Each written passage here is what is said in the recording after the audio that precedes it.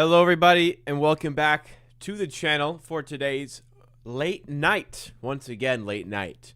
Toronto Raptors watch party. We are here as the Raptors continue the West Coast road trip. This will be the halfway game, if you will, of the road trip. 3 games out of 5 once this one is over.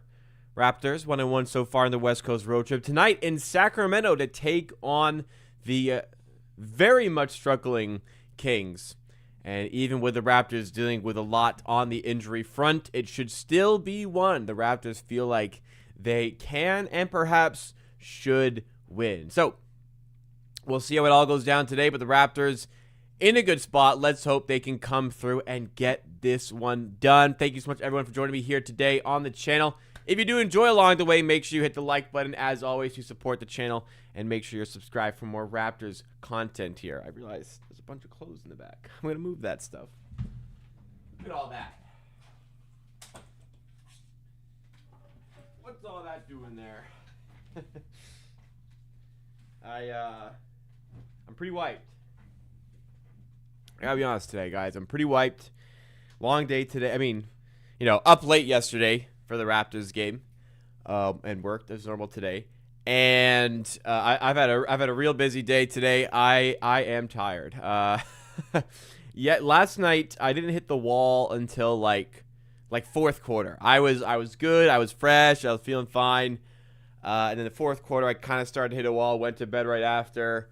I am more tired right now than I was at the end of the game yesterday. So not great today, but hey, we'll motor through. I know you guys in the chat will keep me going, and hopefully the Raptors can keep us going as well and snag us another win on the West Coast here. Raptors missing a lot of key bodies, but good news is, well, I mean, you don't want any players to be injured, but there are players that are injured on the side of the Sacramento Kings. Keegan Murray's out. Domantas Sabonis is out. For the Raptors, Chucky Hepburn still remains out with the meniscus injury, I think it is. Colin Murray is still out with the thumb injury. RJ Barrett. There was some reporting after the Warriors win that RJ Barrett was going to try and play today for the Raptors. That did not materialize. It was about midday that he was ruled out, and it kind of looked like it was trending towards him playing. In the end, he does not play. So, no RJ Barrett tonight. Jacoby Walter also still out, as is Jakob Poeltl. So, dealing with quite a few players out. They're dealing with a couple key players out. So,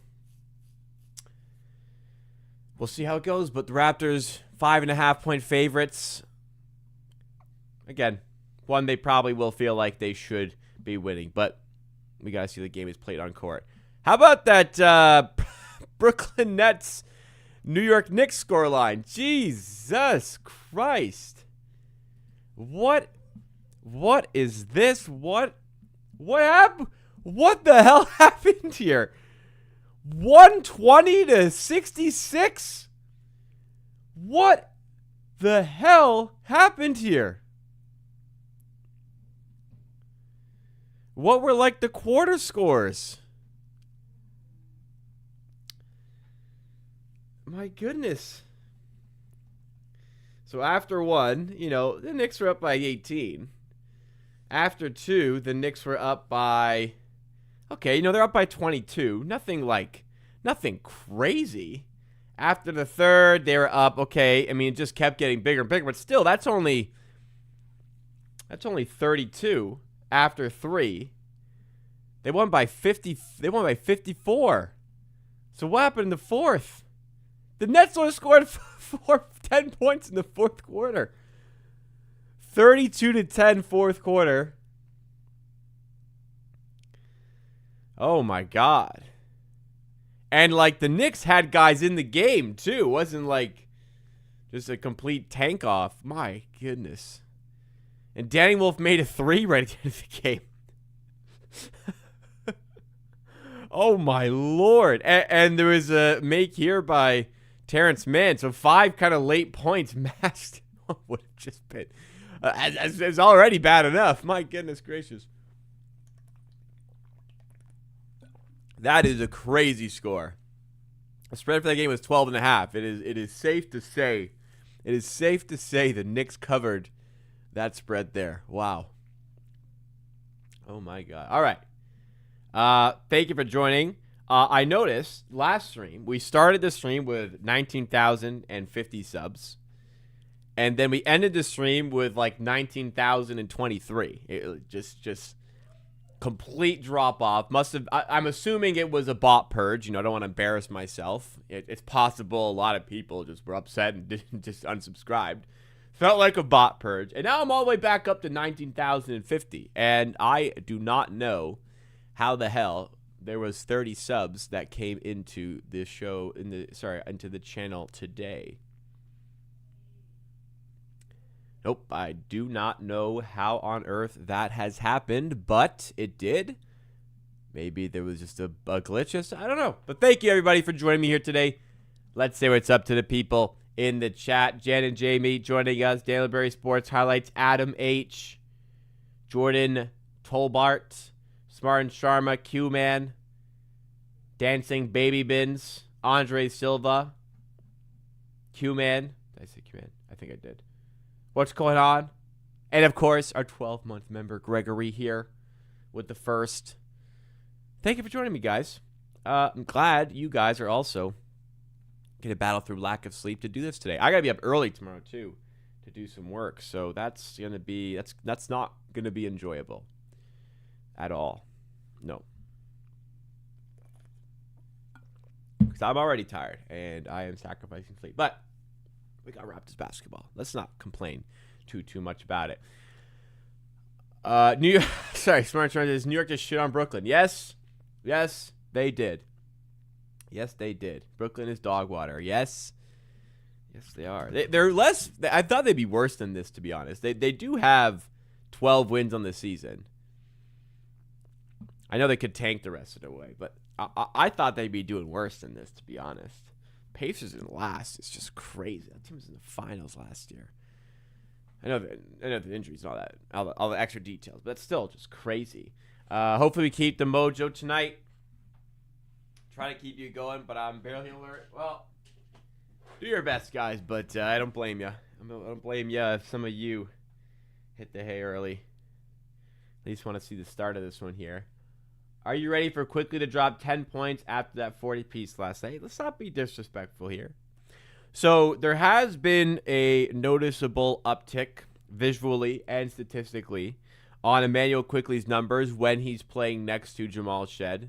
I imagine we are going to get that in the starting five again. It has been a benefit to Emmanuel Quickley. So seeing him play in the more, we'll call it natural position as a shooting guard has elevated his play, and certainly did yesterday. Emmanuel Quickley, if you weren't there and you don't know, Emmanuel Quickley put up the single most efficient 40-point game in NBA history when measured by true shooting percentage. If you want to go by effective field goal percentage, which I think is the inferior metric for measuring efficiency, still fine, but inferior to true shooting percentage, it was the second most efficient. So by true shooting percentage, I think the better metric of efficiency, it was the most efficient 40-point game in NBA history. Let's not roast him before he plays poorly. He had a great game.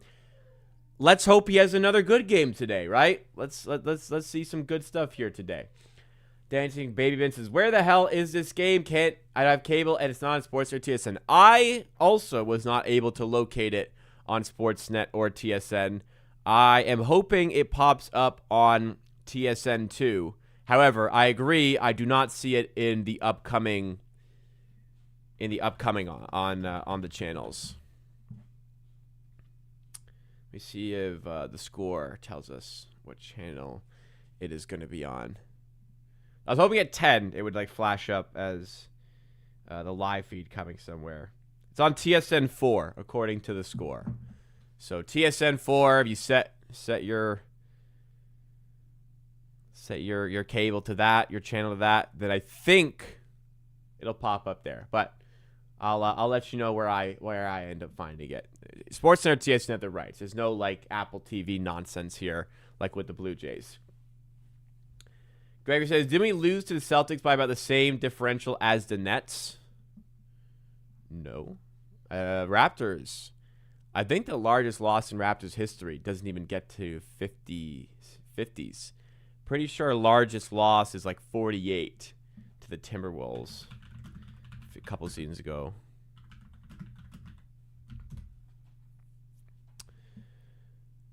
Or was it the Cleveland one in the bubble? I think. Oh no, it was. Yeah, you're right. It was the. Okay, I remember this game less. So second on the list is the Timberwolves game, and I mentioned. The largest, yes, was 54 to the Celtics on New Year's Eve 2024. So about just over a year ago now. I don't recall this game as much because I wasn't streaming, because that was when my channel was compromised and was hacked and I didn't have a channel for a couple days. I also, because it was New Year's Eve, had plans, and because the Raptors were getting absolutely smoked, I turned it off in the third quarter. So that game doesn't live fresh in my memory for a variety of reasons. But yeah, 54. A couple Dark Rajakovic record setters in here. We got this one here, this one here, this one here. This is the bubble one. I mean, we had nobody for this game. This one is forgivable. We had 8 players, 4 of which were signed out of the G League to be in that game. The other 4 were bench players for the Raptors. That one was bound to happen for sure. Jeez, we lost by 54. Forgot about that game, honestly. I think the last year, yes. I had just forgotten about that Celtics game. Wow. Not quite 56 points, though, at least. Mr. Snow says, quickly, 40-point game again. Let's hope it looks good. Yeah, we'll see. Confidence got to be high. I wonder what the fatigue level is going to be like for some of these Raptors players. It's been a thin bench lately, and second night of back-to-back. I know they're also on the second night of back-to-back, but we'll see who feels it more. Maybe the Raptors in the midst of this road trip will feel it more. Again, we'll see. Go Raptors. Yes, indeed. T infinity. Almost 10. Well, we got about 2.5 hours to go here, and then we can sleep. Then we're sleeping. So let's make it a good one here today. Keep us all going. Keep us all awake. I've been so busy today. Worked for most of the day that I've been moving around. I had a couple errands to run. Had MRI done on my knee today. So it has been a whirlwind of a day. The weather sucks too. You know, you book MRI 6 months in advance. You don't think to plan for the weather, but unfortunately, we got some bad one. It has been a snowstorm in the GTA today. I don't know where you're living, where you're watching from right now. It has been bad for snow today. Absolutely bad. Let's see, a way to keep the 4 seed. Yeah, it's. I don't want to like fall. I like staying here. I like opening up the NBA standing and seeing us here. We're very, very close to like falling out of the mix here and falling, back into the play-in tournament. We're only 1.5 games up on the play-in seeds, and our schedule isn't super easy to end off the season. There's some good teams behind us here, and the Raptors dealing with injuries right now, dealing with being the worst 3-point shooting team in the NBA.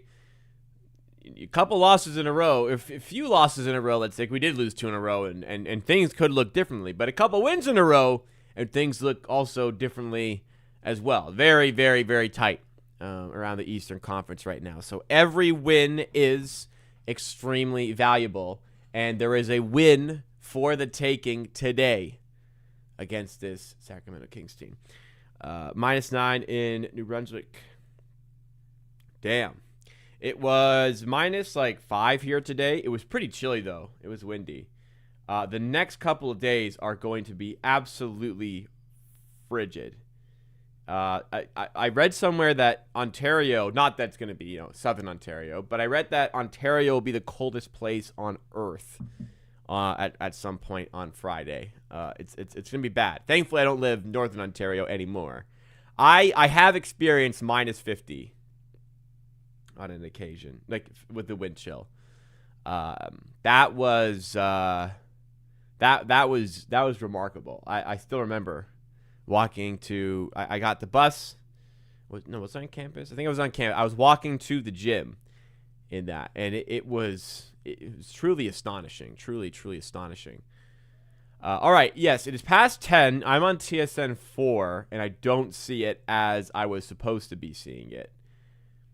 So I do not know where this game is being showcased. It said on the score that's on TSN 4. TSN 4 has this show running right now. Oh, now I just switched back to TSN 4, and they have Raptors stuff on. Okay, I think we're good. I think TSN 4 has fixed it up here. Yeah. Yeah, I see. I hear Kia Nurse and the Raptors pregame here. So I think TSN 4 is back on track, and we got them over there. So go to TSN 4. Mrs. Snow. Of course, I remember. Of course. Treffy was a very long time. I was video calling my friend yelling at a couple winters ago, and the temperature was so cold at Fahrenheit past Celsius. How cold is that? I'm awful with Fahrenheit because I don't use it.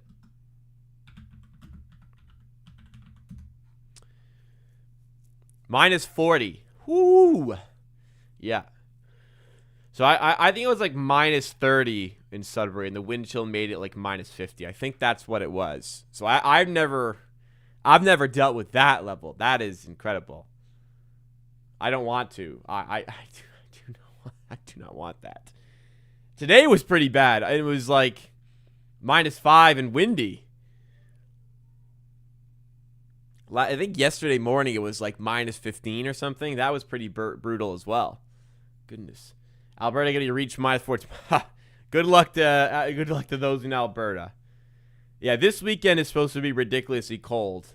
Thankfully, I'm hosting an event at my apartment on the weekend, so I do not need to leave and brave that cold. Other people will have to brave it to come see me.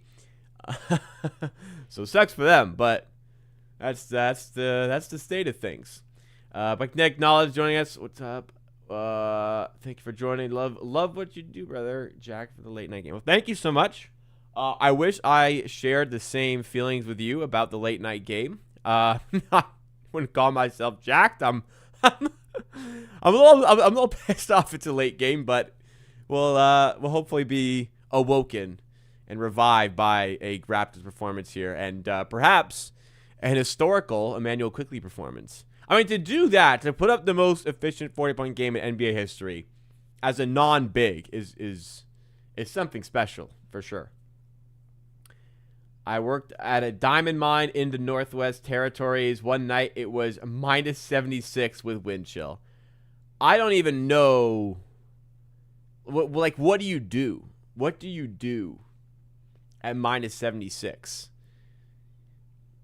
Like, it's got to be thermal undershirt, and then it's like a thermal sweater, and then like a few $100, like a real ass winter jacket.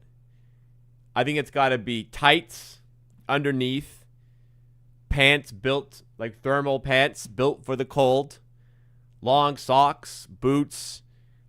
When I was in New York at a Giants game, and it was like freezing. The thing that was the worst thing about the cold, which I did not prepare for, because I was on vacation. I did not expect it to be as cold as it was. I didn't do a good enough job checking the temperature and everything. So as cold as it was the game, the worst of it all was later the windburn on my face, how cold my face got. So there's got to be scarf. There's got to be some sort of like face protection, goggles, hat, hood up, and no skin showing whatsoever. Crazy. That is crazy. Absolutely crazy. For me, it's 11:05. I have 8:30 a.m. class tomorrow. Good luck. I don't blame you if you hit the hay a little early, but I appreciate you being here and braving through that with us here. Greenland weather is that how cold it gets? I just don't know. I know it's freaking cold, but minus 76. Good grief. Apparently, again, like I said, Friday in like middle of Ontario, it's gonna be the coldest place on planet Earth. It's crazy. Crazy cold front coming through here. It's going to be like the 2016 All-Star game in Toronto. Imran says the game not on TV, TSN Sports.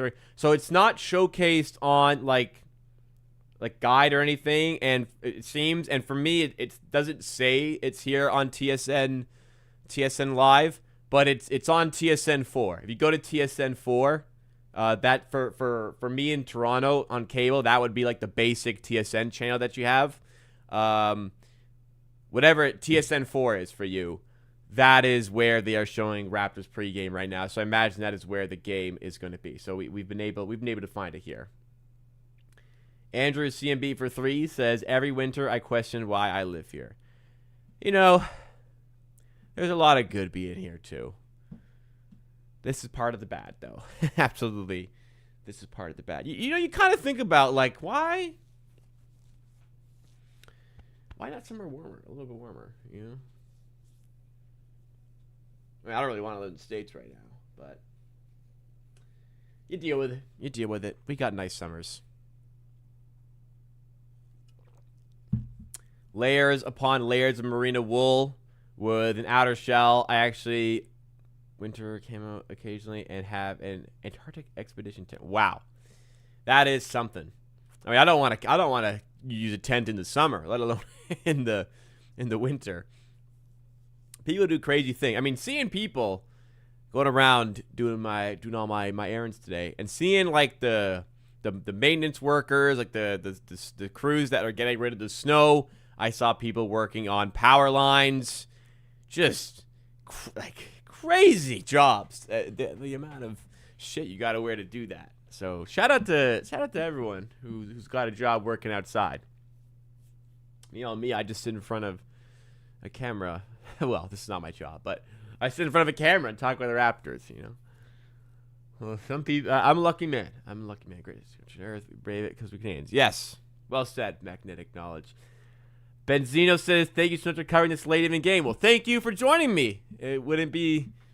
Tell you, I always say I do the content for free and do it for like nobody. It's what I used to do, but a game like this I might have turned down if it was just me. I'm going to be honest. I might have said, you know what? I could use some sleep. I am busy. But nope, we out here. Raptors going with Quickly, Shed, Ingram, Barnes, and Mamu Kilishvili. So... opting not to start Grady Dick for this one, taking him out and replacing with Mamu. For the Kings, it is Westbrook, Levine, DeRozan, Achua, and Reyno. I respect any player in the NBA, but that is like truly one of the most diabolical starting fives ever assembled. Like, if you had, like, an evil witch in a cartoon, you know, making, like, a potion, like the nastiest potion to give to the protagonist character or something. I think, like, if you could physically recreate that potion and make it an NBA starting five, it would be that. It would be that. Because, I'm not saying there's no talent there. There's plenty of talent in that starting five. There's some talent missing for sure. But it is truly unbelievable that it is 2026 and an NBA team is in a position where they are trotting out that starting five. How do you, and we might lose this game, okay? And this is going to look so stupid. But how do you as an organization go through so many different decisions in order for this to have to happen to your team? I'm truly astonished from what I'm seeing here. But they might win, and I think that'd be funny, to be honest, at this point. But let's do it. Let's win this game. Raptors have begun. Kings won the jump with Reyno. 3-ball for Levine to start us off.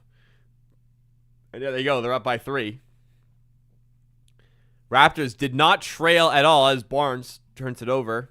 Raptors did not trail at all yesterday against the Warriors.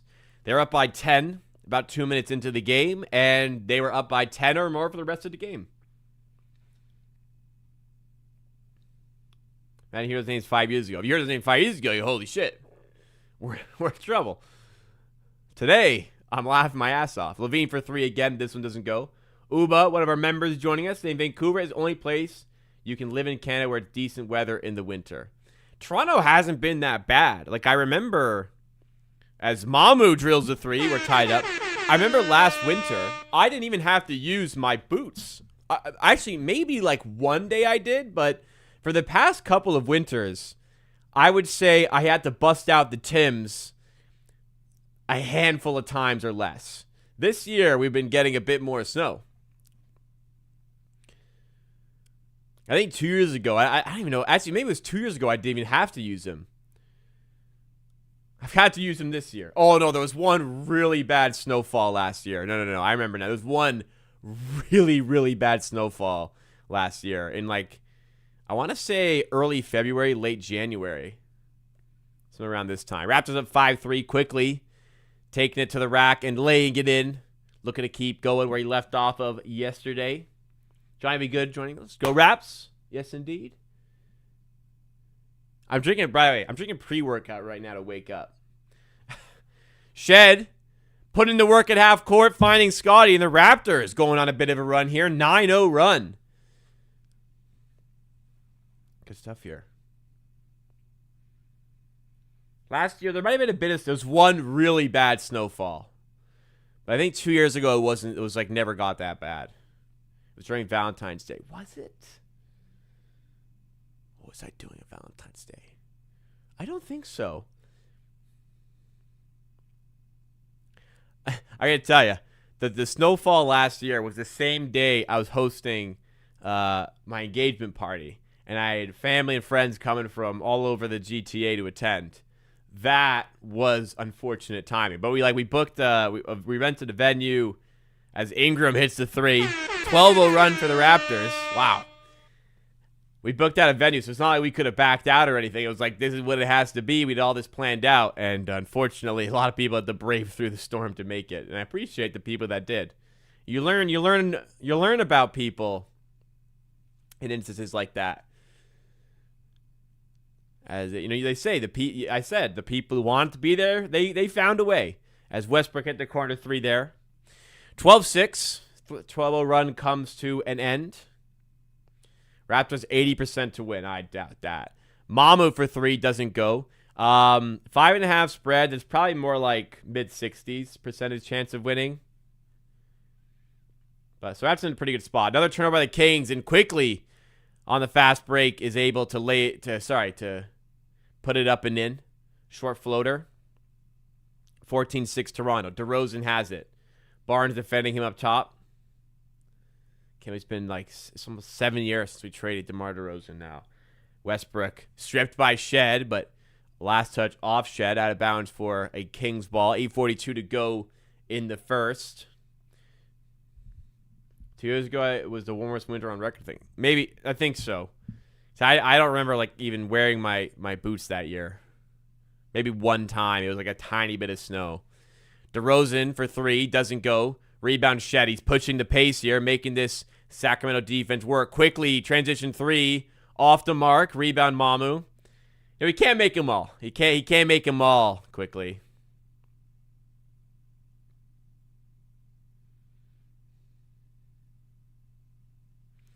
Levine, as Jamal Shed tries to draw the charge unsuccessfully.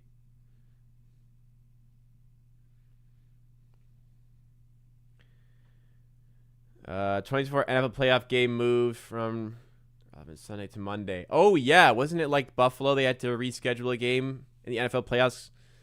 That's crazy. Bills, Steelers, I think. Mamu to the rim. Nice feed and finish there. Raptors by 8. The scoreboard's kind of being weird right now on TSN. Yeah, Jan and Jamie noticed it as well. It's being a little strange right now.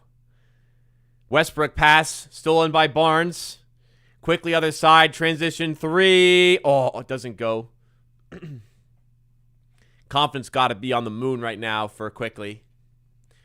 Precious Achiuwa, former Raptor on the ball. A couple former Raptors here for the Kings. DeRozan as well, of course. You know that one. DeRozan weaving through traffic, giving off to Reynaud. With the left, doesn't fall. Quickly tips the rebound to Barnes. Outlets to Shed. Dump off to Ingram. Why? Shed had an open layup and passed it back to Ingram. I do not really understand that. Kings take a timeout. And a little sloppy, despite the run. A little sloppy for the Raptors at 16-8 at the moment. It was, yes, Bill Steers affected. Roads had been so bad it would have been incredibly stupid to let the game go ahead. Well, it's a lot warmer in California right now, I bet. You probably remember Sviatoslav Mihailuk. I do remember Svi Mihailuk. A lot of promise, and just couldn't make a 3 for us. It kept happening to us. We signed guys who showed flashes as a shooter and then forgot how to shoot in Toronto. A lot of players did that. So it's nice to sign Mamu, who showed flashes as a shooter and then got even better at shooting after joining us. Before the warming trends that began in the age of immersed CFL games that were played in snowstorms. Oof. What does the CFL run? Isn't that like a summer type of league?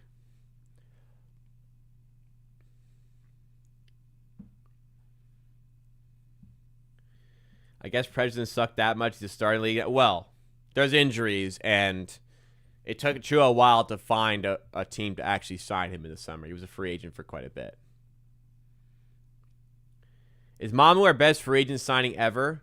In my lifetime as a fan, I think so.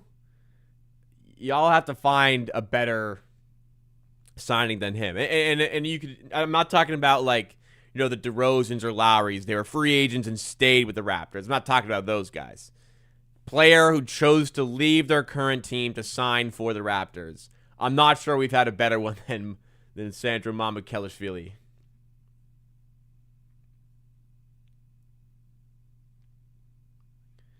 If not the best one, he's definitely one of the best. Thought Precious was supposed to be out. I didn't really see that. Here he's playing. He's here.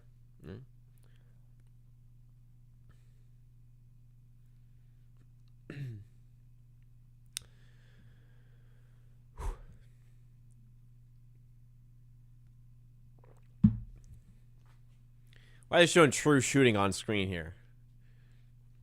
I'm sure most not most. A good chunk of people watching on TSN have no idea what the hell true shooting percentage means.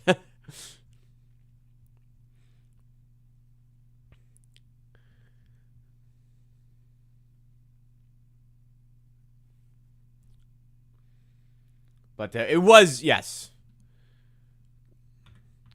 a just utterly ridiculous game played. And we looked at it in real time. Somebody said there's the most efficient game ever. And I checked it. I'm like, oh no, I'm sure it's like really high, but I don't think that's the best. And it was. It was the best. Trying to going to sleep. Damn, quitting on us in the first quarter. First quarter. Nah, all right, sorry. I don't blame you. We're back in action here. Have a good night. We're back in action. 16-10 after that Westbrook layup. Brandon Ingram coming off a Mobo screen who's in the game. Ingram mid-range doesn't go. Mobo hauls in the rebound. And then just fucking... Abaji cleaned it up with it. But just that fucking... The touch around the rim is heinous, man. Like, he's wide open. Nobody's even going up with him. And he just, like, snatches at it with his offhand. Go up strong, man. This is what is stopping you from getting minutes. Like, there was one yesterday. Like, how do you not finish that? You're underneath the rim. Go up strong. Be aggressive. Put it in the fucking hole.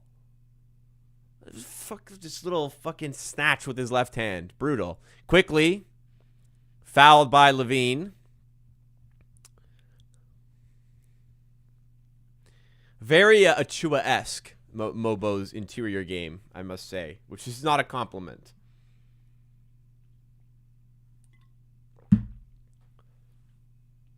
Mamu out to Ingram.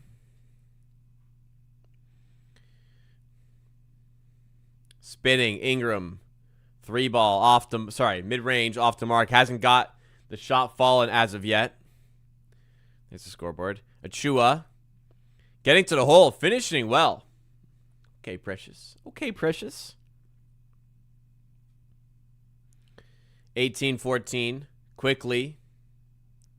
Step back three. Doesn't go. Mobo on the rebound. Tips it and misses. So Quickly not picking up where he left off, shooting from three. I think he's already missed. Well, he only missed 1 3 yesterday. He's already missed 3, I think, tonight. Levine out to Westbrook for 3. Way off the mark. Long pass to Mamu. He can't handle it. It's out of bounds for a Kings ball. It's pretty sloppy basketball, I gotta say, on both ends. This is not a pretty game right now.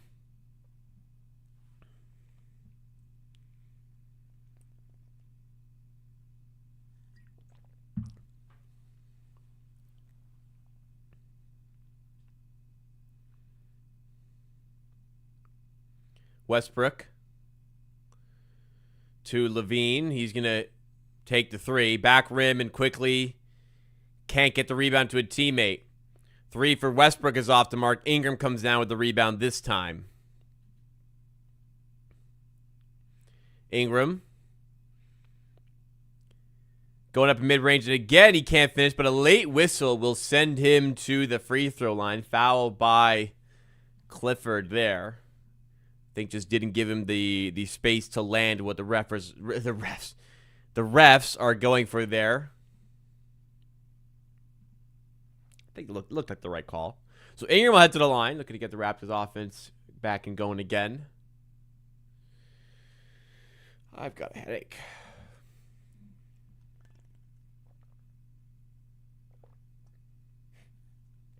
Speaking of former Raptors, here comes Dennis Schroeder for the Kings. What a fucking team, man. What a roster they have assembled here in Sacramento. Who the hell is their GM, man? How did this happen to you? So Schroeder in the game. So I think since the Raptors had him, he got traded to Brooklyn and then Utah, like, very briefly, then Detroit. No, he's in Golden State for a bit, wasn't he? Was it Brooklyn, Golden State, Utah, Detroit, now Sacramento? I think that's the order. Utah, like, flipped him. He never played for Utah. But I'm pretty sure the Nets traded him to Golden State, and then he played like a few games there, then got traded again that season. Yeah. 23 games for Brooklyn, where he was playing quite well. And then 24 games for Golden State. And then 28 games for Detroit. And now here, and he also had a brief like moment in Utah in the mix of all that. And then he got traded. Then he signed with Sacramento this offseason. So he has played for 5 teams the last 3 seasons and spent a brief moment on another team before getting flipped. And, yeah, here's the man who turned down 4 years, $84 million by the Lakers. Fumbled that bag. As for Mom being best free agent signing, wasn't friendly, undrafted free agent. I mean, what I mean by free agent, what I mean is a player who chose to not sign with their current team and instead chose to sign with the Raptors. You know, best free agent signing in history is Kyle Lowry, you could say, because he was a free agent and we signed him back. But was in the NBA, left their current team to sign with the Raptors. That would be my criteria for the Mamu best free agent in Raptors history. But yes, Fred VanVleet, DeRozan, and Lowry would all be very high on the list. Or like Chris Bosh as well. I don't know, he was RFA, so no.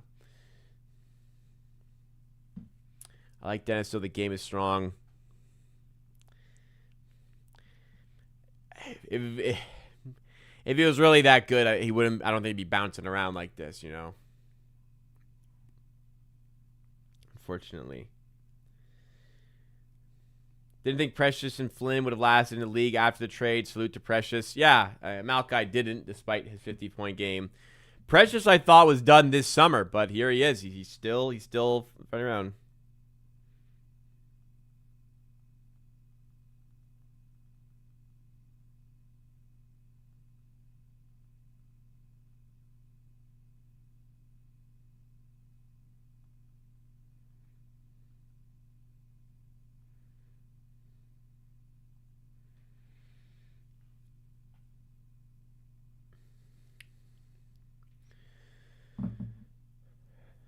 I mean, if your team needs like a switchable athletic body on defense, you know, in theory,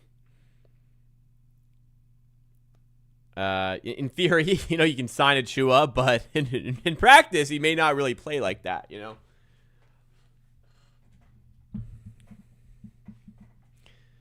All right. 20-16.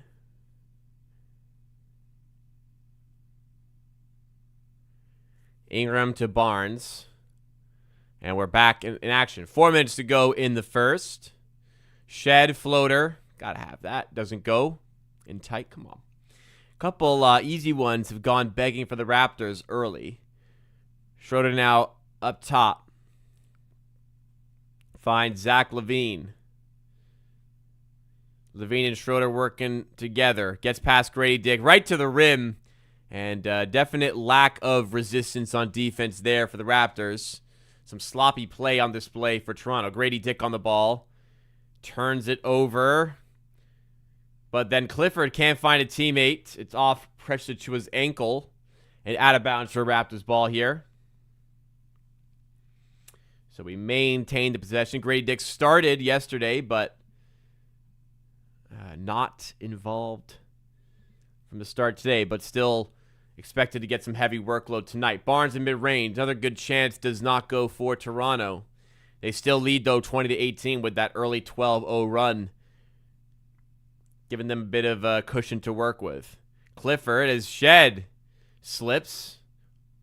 Looks like he's all right, but the three goes for Sacramento and LaVine, who gives them a 1-point lead. Again, very, very sloppy game. Raptors especially. They're going to wipe that spot where Shed hit the deck.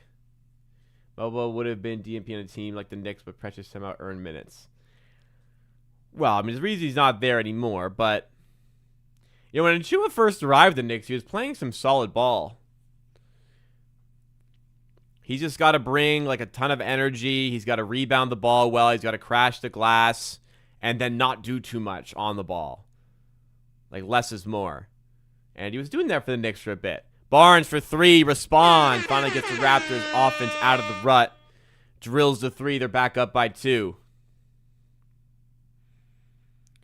Schroeder to Achua. And he's got the athleticism, that's for sure. 23-23. Darko calling a timeout, try and figure something out here. He is not happy with what he's seeing. And to be honest, neither am I. This is brutal basketball right now. Raptors all over the place on defense, missing rotations. On offense, lots of good shots. Just not being finished off. It's been rough, but loads of time to make it work. 38 minutes left. Let's figure this out.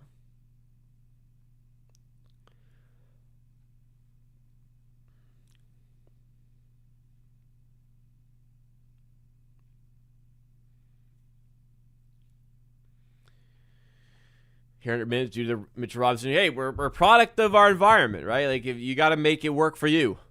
And he took advantage of the minutes there. But it hasn't earned him a stay in the NBA. Sorry, well, I mean, it's earning him some minutes here with the Kings, but hasn't solidified his spot in the NBA. He's definitely on the bubble of being an NBA player. Next year, who knows? Got to continue to earn those minutes. Play hard. Man, sure, that I still just I can't get that playoff series out of my head. The Raptors Sixers playoff series from 2022, I think it was. Precious Achiuwa was so fucking good in that series. Like I thought I was watching like the future, man. He was so good going up against Joel Embiid. And I ain't even like scroll. He's going up against Joel Embiid. It was like ridiculous how well he played in that series. And just all went away the very next season. I don't know how. Scotty Barnes, top of the paint. Picks up his dribble. Finds Jamison Battle. Back to Barnes. Nice feed there. Barnes can't finish, though, inside. Another good look for the Raptors.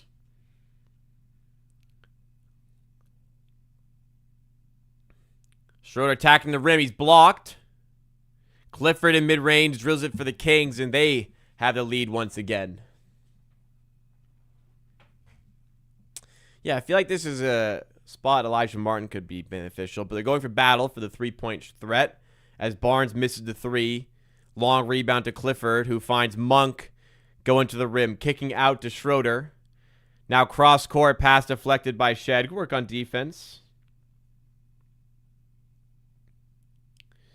There was like 3 straight possessions in that series at one point where Achiuwa took Embiid off the dribble, and all 3 possessions he scored.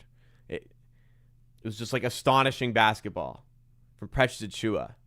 And here he is today. Like, wondering if he'll still be in the league next season. Perhaps fortunate to be in the league this season. Malik Monk. Someone's got to get Malik Monk out of here, man. I still think he's a good player. I remember the Thad Young ankle breaker on Joel Embiid. That was a Canadian heritage moment. Jamison Battle for 3. 4-9 from 3 for the Raptors tonight. 29-27. Schroeder to Clifford. Now Monk. Battle comes for the help. The pass gets to Schroeder, though, misses the 3. Jamison Battle with it on the rebound. Barnes. Long pass to Grady. Now Shed. Back to Battle. Wide open 3. Come on. Front rim. Good look for Jamison when you kind of expect to go.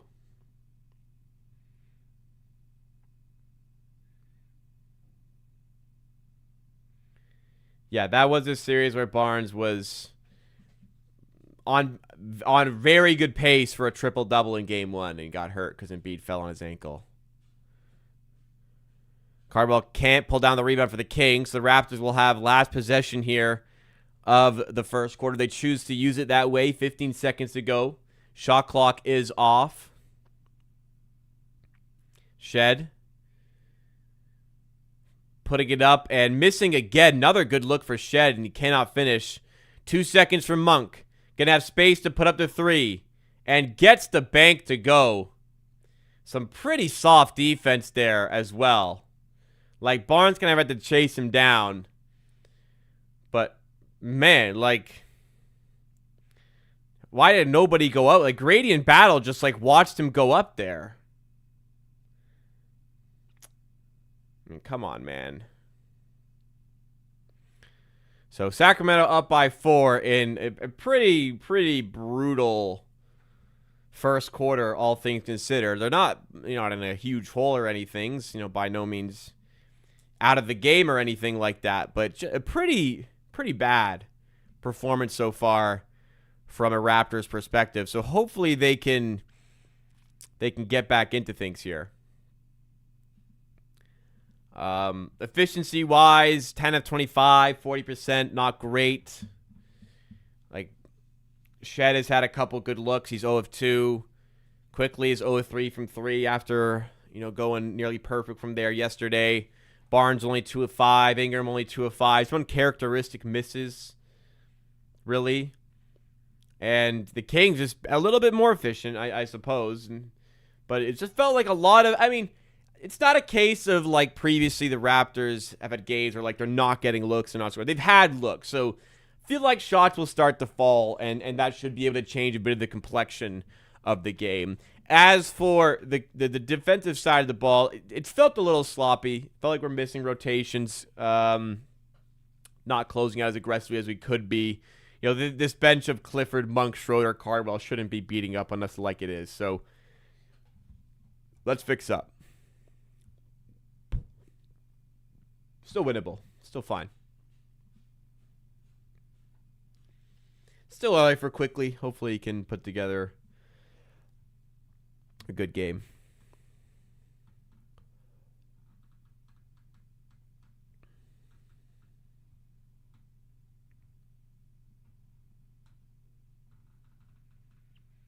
Thank you, Benzino. Appreciate that.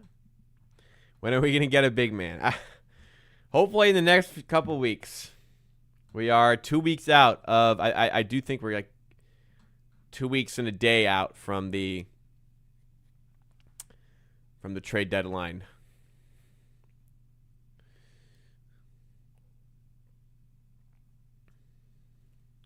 Westbrook style play would suit the Raptors. I disagree, actually. I think Levine would actually be great on the Raptors, but that is a humongous contract that I'd be nervous about having.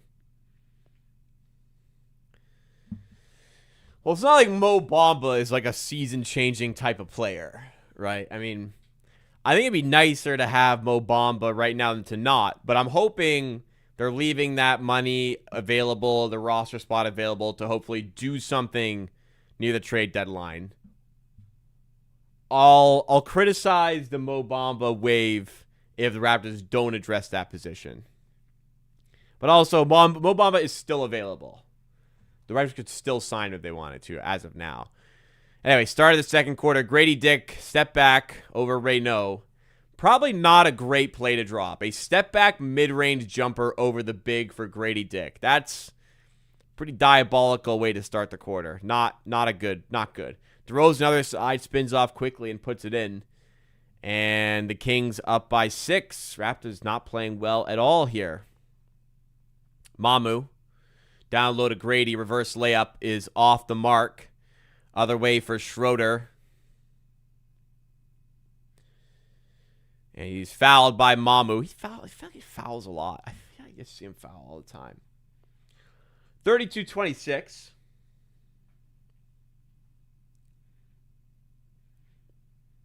Raptors not shifting out of first gear. Well, they did for a little bit, and then they stalled.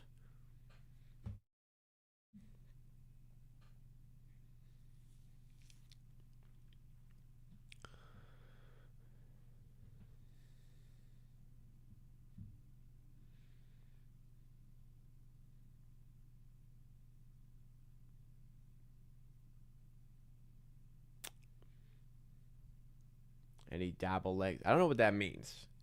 Tired legs, it could be. Both teams are second night of the back-to-back. I'd say the Raptors would feel it a bit more being away from home for both. Kings at home for both. But both teams in a back-to-back. 34-26. Grady Dick for 3. Again, doesn't go. Another good look for him.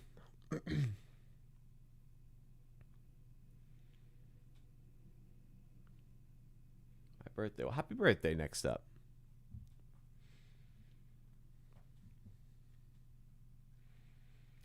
If you're going to play bad, it's good to play bad against the Kings because you might be able to figure it out. Oh, probably. I'm not helping with your betting. Schroeder in the corner to Clifford for 3. Reynaud hauls in the rebound. Raptors outsides there. Schroeder driving, getting fouled, and getting the and one. And now we're officially in a hole. Down 10, chance to be down 11. Lowry play the 5. He cannot play the 5. How many players we have? We have 5 players out.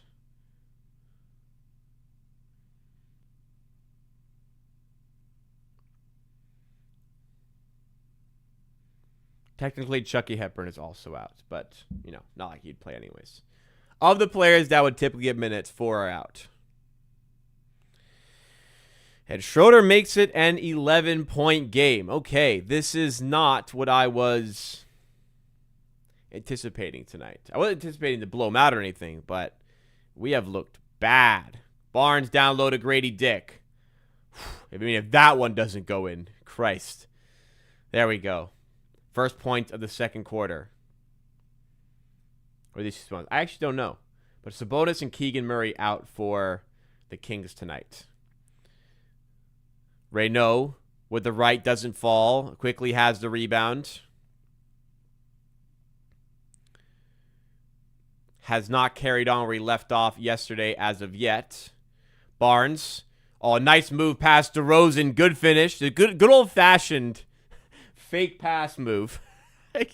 Just a nice bread and butter of basketball.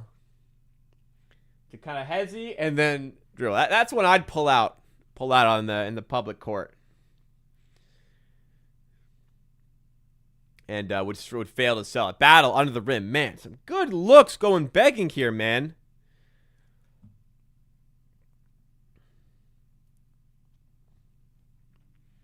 Schroeder for 3. Doesn't go.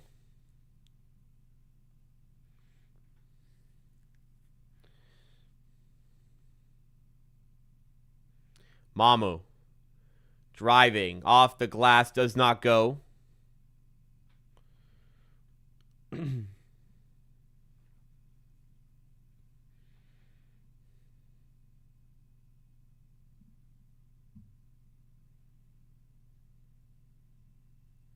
A big struggle tonight.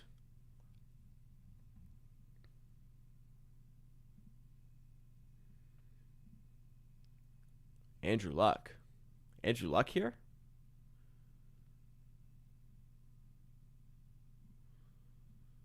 Andrew Luck sitting courtside. Wow. There he is. Wow. He can't be that old. He can't be like more than 36. He's 36. He looks I don't want to be mean. He looks a little older than 36. What a player, though. Man. DeRozan, mid-range, doesn't go. Rebound to Battle. Mamu driving. Tough shot over Reynaud, but still gets it to fall. 40-33. Mamu put in good work for the Raptors tonight when not many others are. Monk. Grady staying with him. Out to Reynaud for 3. Back rim. Battle hunts the rebound down. Slowing it down in transition. Quickly now taking the speed to the game. Kick out to Mamu. Up fake. Driving. Out to Grady Dick. Schroeder defending. Raptors struggling to find a good look. Still 8 seconds in the shot clock to do it. Quickly with Monk defending. Screen comes from Mobo, but they go to Mamu for 3. Got the look. Doesn't go. Rebound Mobo. Back to Mamu. This one will go. Oh, you don't miss twice. Come on, Mamu. 2 really good looks for 3. Both from the same location. Both do not go. And other side, Schroeder lays it in. It's a 9-point game.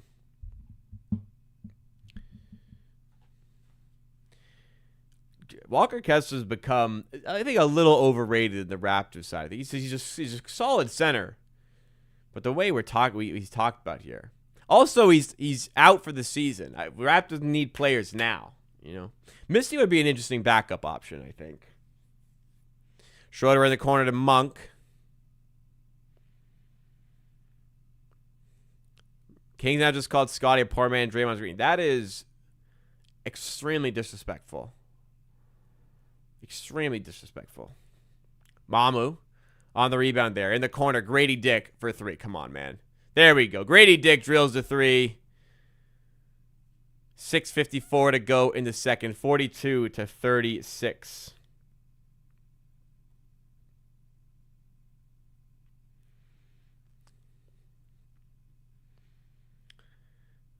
Like, Kessler's fine. He's a good center, but the way he's talked about, I don't know. I feel like he gets a little bit overblown at times. And he's out for the entire season.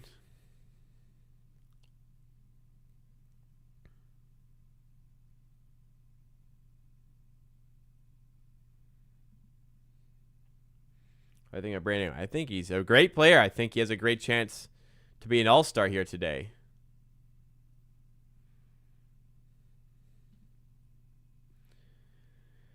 So we need a starting center. Well,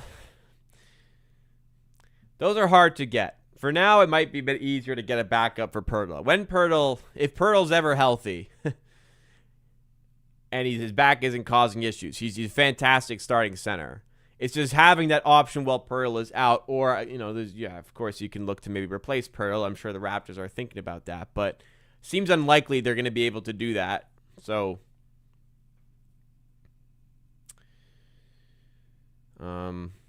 yeah, be good to just have another option when Pirtle's hurt.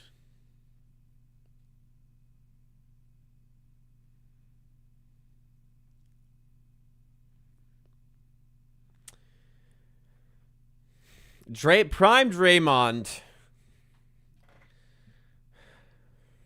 Is Scotty currently better than Prime Draymond? I mean, Prime Draymond is like a solid three-point shooter, is the best defensive player in the NBA, incredibly switchable, incredibly valuable. I think Barnes might still be better than that.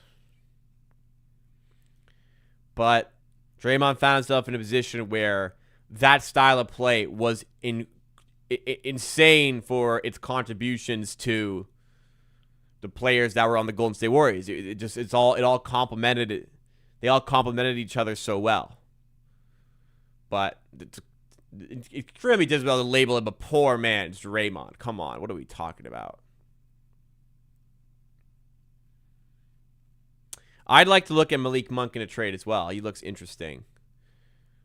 Add some shooting to the mix. I still think he's good, but he's been a bit disrespected by the Kings this season. Do I think Scotty deserved an all-star starting spot? I do not. I definitely 1,000,000% deserves to be an all-star. I did not believe he deserved to be a starter. Never thought that. I guess go to Sharp or Missy. I think Missy is obtainable. I do not think Day'Ron Sharp is obtainable. Like, I don't really understand why Brooklyn would want to trade him.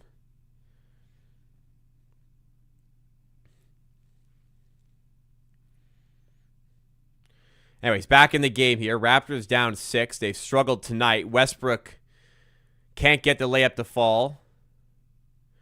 Ball ends up with Malik Monk for threes, wide open, and another missed rotation it seems for the Raptors. They're real sloppy tonight. Best way to describe it. Mobo here. Speaking of sloppy, Christ, finds Jamal Shed, pocket pass to Mobo, tries to go for the dunk, does not go. Brandon Ingram for three, that falls for the Raptors. And they're back within 6. Mobo make a shot underneath the rim challenge. Please, Jonathan. At least he was more aggressive that play, but still didn't score. I don't think Gafford really plugs the hole we're looking for, and I think it's a bit expensive. I'm not super interested in Gafford.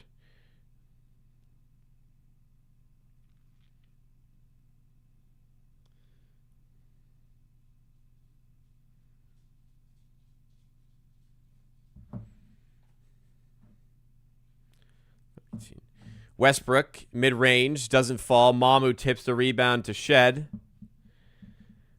Other side, in the corner, Lawson up to Ingram. Up fake, driving, with the right, doesn't get the roll. And the Kings have it again, 45-39 here. Levine, cut off by Mobo, but he's fouled on the way up and will head to the free throw line. Oh, I am tired, man.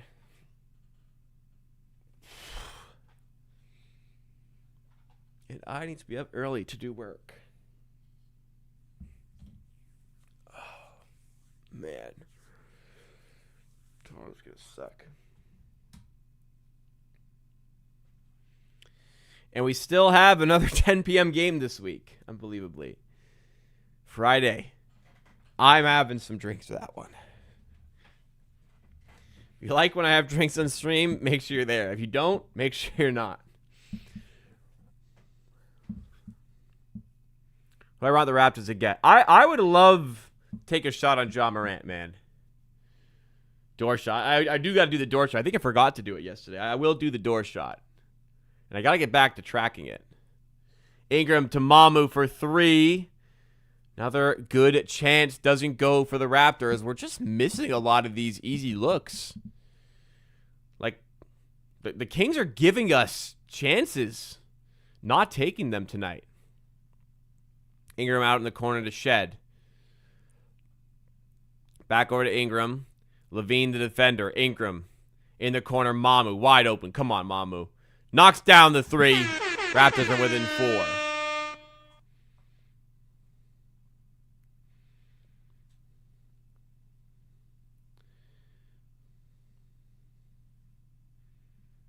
You think RJ's sitting out because of the lack of respect front office? I wholeheartedly disagree. I think he's just hurt. But, I guess I can't say for certain. I feel pretty confident if he was healthy, he'd be playing right now.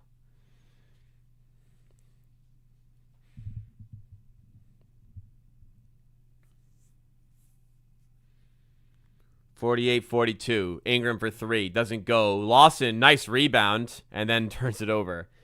Harry missing all these shots after making so many yesterday. It's a funny old game. Monk throws it down. Raptors down by 8. And are struggling here. Ingram to Mamu. Now Shed open for 3. Doesn't go. Another good look. Does not fall for Toronto. And here come the Kings again with Westbrook. To Levine. Underneath the rim, fouled by Mobo. Chance to put the Kings up by 10.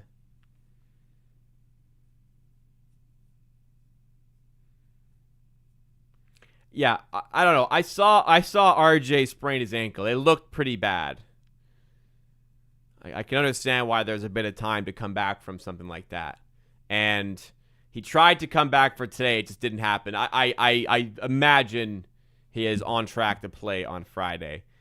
I think Timeout Raptors trying to figure out what the hell is going on right now because they cannot get anything going. No motion tonight.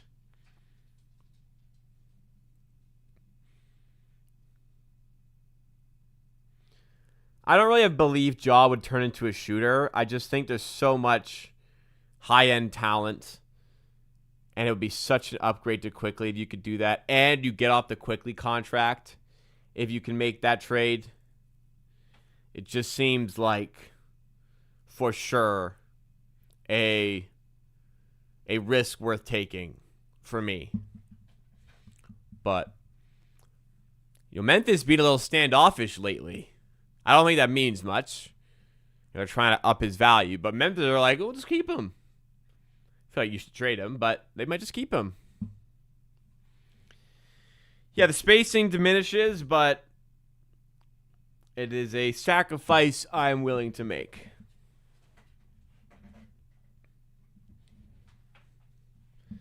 Anybody else weary, I suppose, of... Says Isabel, let's talk. Ad right now. Fantastic message.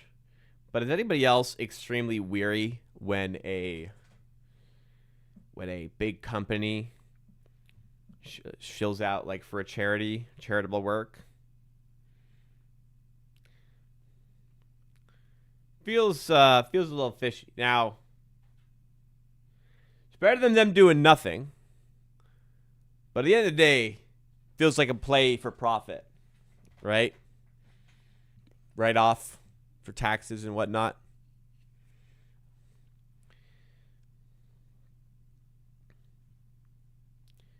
Yeah, is it better than them doing nothing? I suppose, but it's I don't think they're doing it out of the goodness of their heart. Aren't we the worst three-point shooting team in the league? We are, yes. Yes. Now let's go get Ja. That doesn't help at all. Well, it helps in a lot of other areas, I think. Doesn't help in that area, but it does help in others.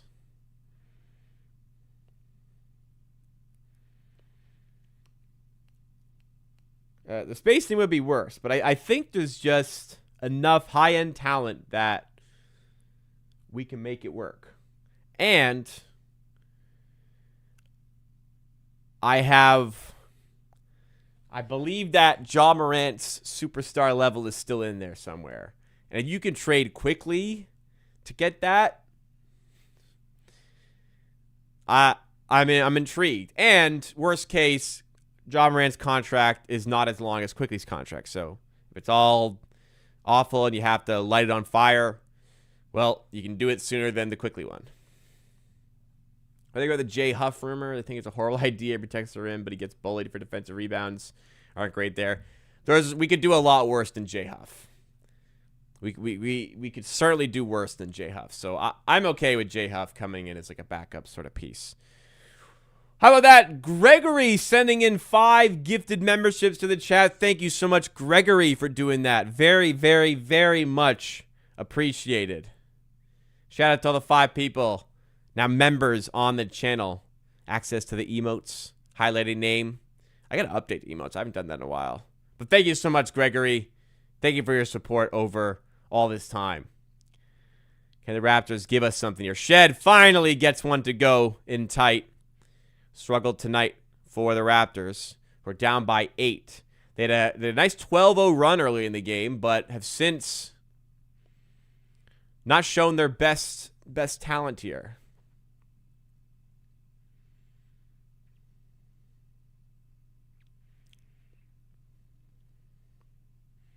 But like John's prime is worth it. That's how I feel. It's just so much talent potentially there that I can forgive the fit concerns, spacing concerns, etc. Westbrook getting past Jamal Shed and Mamu blocked off from being able to provide the help defense. Good screen down low, to be honest. 54-44. Mamu to Ingram. Come on, don't beat the Warriors and lose to the Kings. Shed to Quickly. Hasn't gotten going tonight yet. Out to Mamu for 3.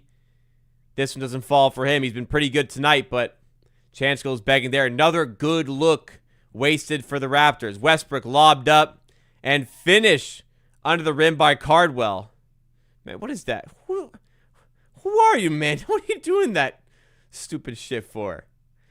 Barnes for 2. Doesn't go. Mamu can't tip it in. And it's another, like, high percentage look. Not falling. What is going on, man? Westbrook to DeRozan. Now Levine for 3. That would have really opened it up. Down 12. Come on. Barnes trying to do it himself. Sometimes can lead to issues, but doesn't quite lose it. It's recovered. Ingram now going to work on Monk. Off the glass. Another good look. Doesn't go. And he's stripped on the way back up. Or is he? Foul called. And Ingram fell a little awkwardly. Looks to be okay. That was scary. That was scary.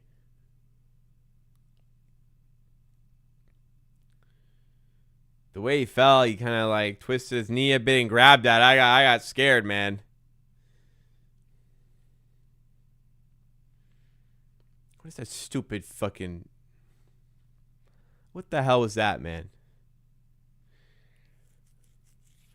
Grady Dick checking back in for the final 131 here.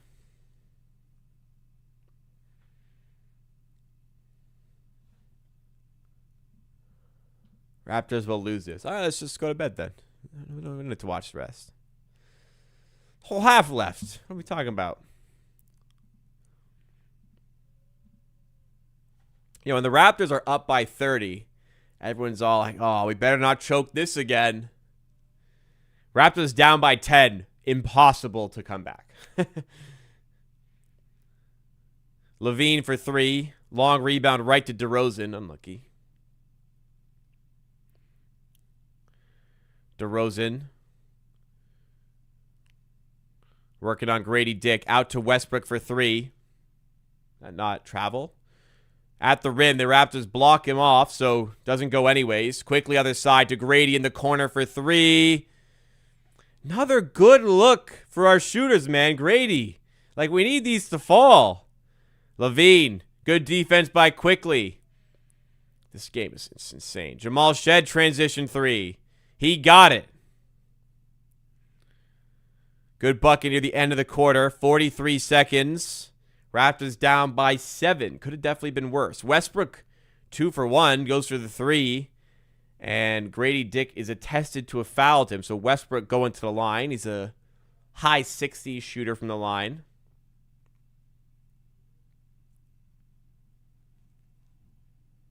You have 4 Raptors in fantasy. I have none, I believe. Kings are not good. They are not good, no. We should be doing better here.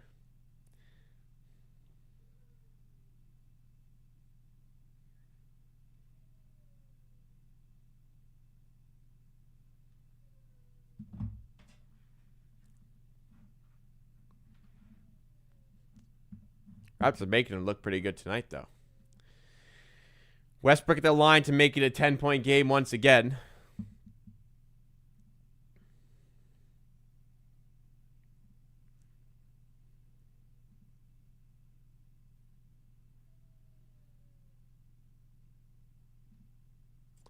$59-49. Work to do here. You ready? Too many bad fouls like that for him, man. Down 10. Ingram to Barnes in the corner. Grady Dick for 3. Another wide open 3 for Grady Dick goes begging. He's had quite a few of those tonight. Grady Dick is 1 of 4 from 3. He's been open on all 4, I think. And Barnes called for the foul, and they're in the bonus, so the Kings heading to the line here. Lack of discipline, lack of production, lack of execution, and leading to a whole lot of problems for Toronto. Kings up by 10, and a chance to add on more to end off the half. DeRozan first free throw is good.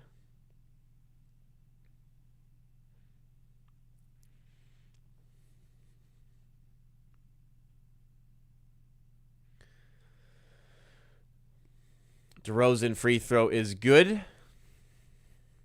Down 12. Not enjoying this. Shed. 15 seconds.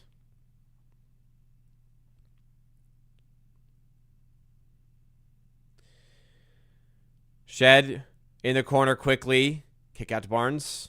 Goes up and gets the finish plus the foul. Nice take by Quickly, who hasn't been great in this game so far. In fact, been pretty bad. But making a play there for the Raptors. So it's a 10-point game. He can make it single digits here. And the good news is there is an entire half of basketball left. And the Raptors are certainly more than capable of making this comeback. But need to get to work.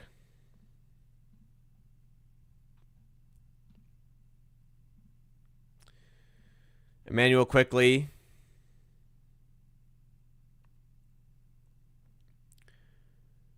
Gets the free throw to fall, 61-52. Levine inbounds to DeRozan. And he will heave it full court, nowhere near. Raptors down by 9. Could have been better. Honestly, though, could have been worse. It was a really sloppy half of play from a Raptors perspective, so plenty to fix in the locker room. They've had a decent track record in third quarters this season. Gonna need something here to try and get back in the game, but plenty of time. Definitely a surmountable comeback. Fully capable of getting this one back. So let's put in the work at half. Let's come out much better in the third. That'll do it for the first half. I'm going to take a quick break to go to the bathroom, get some water. If you are enjoying the show so far, the stream so far, make sure you have hit the like button. It does make a big difference to the channel. If you're new to the channel, I see all you new subscribers. Thank you so much for subscribing to the channel today. I'm live Monday, Wednesdays, Fridays at 5 p.m. for Raptors news and updates and for most Raptors games. Get subscribed to the channel so you don't miss out on any future content. I'll be right back, guys. Do not go anywhere.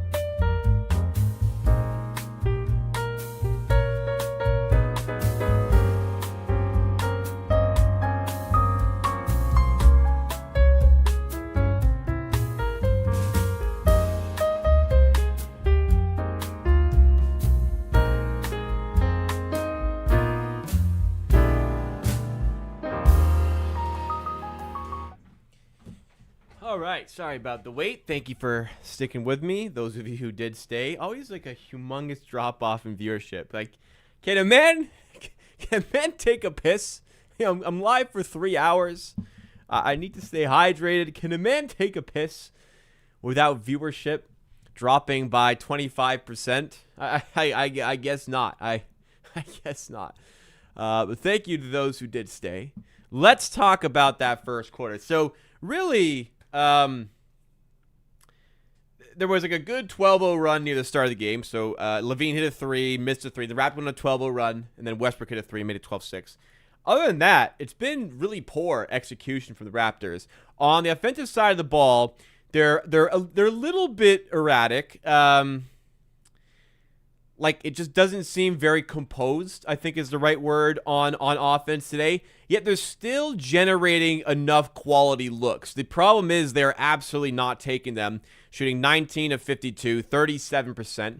Thankfully, the three ball has been decent. It's been 35% today. In fact, that's higher than the seasonal average for the Raptors, which is right around 34%. Worst in the NBA. I think it's closer to 33%. That is the worst in the NBA. So it's been a rough go of things for the Raptors on offense here today. But again, they're getting enough good looks that just aren't falling. So I'm hoping with a little bit of a reset here at the halftime interval, they are able to get things back under control as far as that is concerned, and just start to hit some shots. Get some shots to fall, feel good, get going here. Like Shed's had some open floaters he's missed. Barnes has had some like good looks in mid-range, like wide open that he's not hitting. Ingram is not, being his usual self, hitting mid-range jumpers. Like he's 1 of 6 on twos. Brandon Ingram here today. Grady Dick has had a bunch of good looks he's missing. He's played well, but he is 2 of 7 from 3, and he's been pretty open for all 7 of those. So kind of, they would have liked another one there. So it just feels like shots just need to start falling for the Raptors. So I think that's the good news. Like we can clean it up a little and still on offense, but feeling like just need shots to start falling. As for the other end of the floor, I don't know if it's fatigue or what. Second night back-to-back, not really a good excuse because the opposition are also in the second night of the back-to-back, but missing some rotations, getting blown by a little bit too easily, maybe some rebound opportunities going a little bit begging. Like, we're not getting out-rebounded or anything, but just feels a little bit lethargic at times, and the Kings are doing enough to take advantage. They haven't been spectacular by any means, the Sacramento Kings, but it has been enough. 48% from the field, 32% from 3. They've been fine there. Turnover battle, similar. Offensive rebound battle, we're in the slight advantage there. You just can't shoot 37%, really, and expect to get away with it all the time, even against the 12 and 32 Kings, missing 2 quality players, Keegan Murray and Domantas Sabonis, 2 of their starters. Now, granted, we're also missing players. We're missing 2 starters among other players, so it can be an issue there. But it's still a winnable game that the Raptors this is one that might slip through again if they don't fix up here. So need a bit more from Barnes. He's 3 of 7. He's playing. I mean, stats are pretty good to be honest, but I feel like we could get a bit more out of him. Quickly's 0 of 3 from 3, so not following up last night's heroics against the Warriors. Jamal Shed has had good looks, but 2 of 5 points. Ingram still has 12 points despite being 3 of 9, so he can step up a little bit. Battles missed some open looks. Grady Dick has missed 3 wide open threes here. He's only 1 of 4. Mobo is 0 of 4. Man. God. Unfortunately, I know it's only a second. Unfortunately, I just don't see it for Mobo. I know, like we're only playing him because of the lack of players available, but I just don't see it from Mobo. Just a complete lack of composure near the rim, no touch whatsoever. Not that great of a defender. I wouldn't say I'm completely out, like it's over, but I'm close to hopping off that train. I'm heading for the exits there on Jonathan Mobo. As for the Kings, they haven't been spectacular, really. Monk has been great. He's 5 of 5. Other than that, like, DeRozan's 1 of 3. Levine is 4 of 9. Westbrook is 4 of 10. The bench seemingly doing the most of the damage, but like it hasn't felt at all like they've dominated on offense here. It's been, credit to the Kings. They're doing enough here, but it feels like the Raptors are more in control of their own demise rather than the Kings imposing their will upon us, if that makes sense. Would I trade CMB and IQ for Austin Reeves? I don't think. I really. I feel like we have at times as Raptors fans gotten a bit too attached to rookies and not wanting to trade him, but it feels like they really landed a quality player in Murray Boyles, and I'd be very reluctant to trade him. Austin Reeves would be quite a pickup for the Raptors, but still, I feel reluctant to trade CMB. I think that there is starting caliber potential in him, and I want to see more. I want to see more, as much as I respect Austin Reeves. Let us do...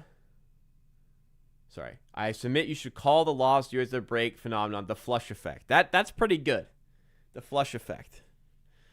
I save it for half. It's not like I'm pissing during the game usually. I piss at half and that's it. But people dip. All right, let's do the door shot before the second half comes back. I don't think I did it yesterday, but... we'll get it in today. Let's do it.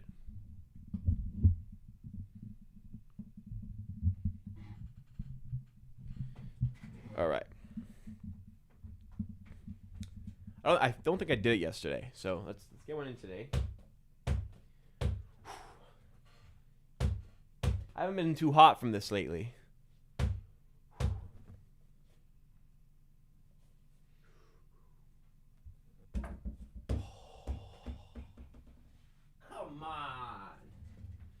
Come on. How did that not go? Oh. What are these bounces I'm getting, man?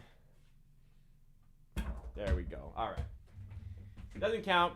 Missed shot for the day. Tough. Here I am. I'm talking all this shit about the Raptors, and meanwhile, I can't make the bloody door shot. Sorry, guys. Not to be today.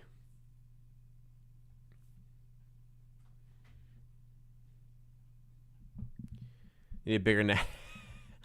I need a better basketballing ability, I think. I had a buddy tell me he thought it would be hard for CMB to get minutes because of Mobo. I knew he was wrong back then, but I didn't know he'd be that wrong. Yeah, I thought like the minutes thing would be a potential issue in the rookie season. Just because like the lack of three-point shooting, maybe like I saw a bit of like maybe difficulties scaling up his offensive production. Not maybe scaling up, but being able to play his game on the interior on offense against bigger, more athletic defenders. He's definitely proven that he's fine there, and the three-point shot is further along, much further along, I'd say, than expected. Not that it's like great or anything, but it's definitely serviceable. But I never thought Mobo would be like a guy taking minutes off him. Didn't think that. Definitely not. Just wanted to say, I was out for dinner today. I was at Moxie's for dinner. A place I do like. I was at Moxie's. So I told you guys yesterday I had to go out for an MRI today. Was out of the city. And while I was out, figured go get some dinner. I was with my grandmother. Went to Moxie's for dinner. Moxie's is good because it's like it looks and feels like pretty upscale, but it's not that expensive. It's relative to like other spots of that look, and the food's pretty good. So I haven't been to Moxie's in a while because I'm in Toronto now. I live in Toronto now, and there's so many good restaurants. I don't need to go to Moxie's, but I went there, and I really when you go to a restaurant for upscale Kelsey's, pretty good on it. Pretty good way to describe it, honestly.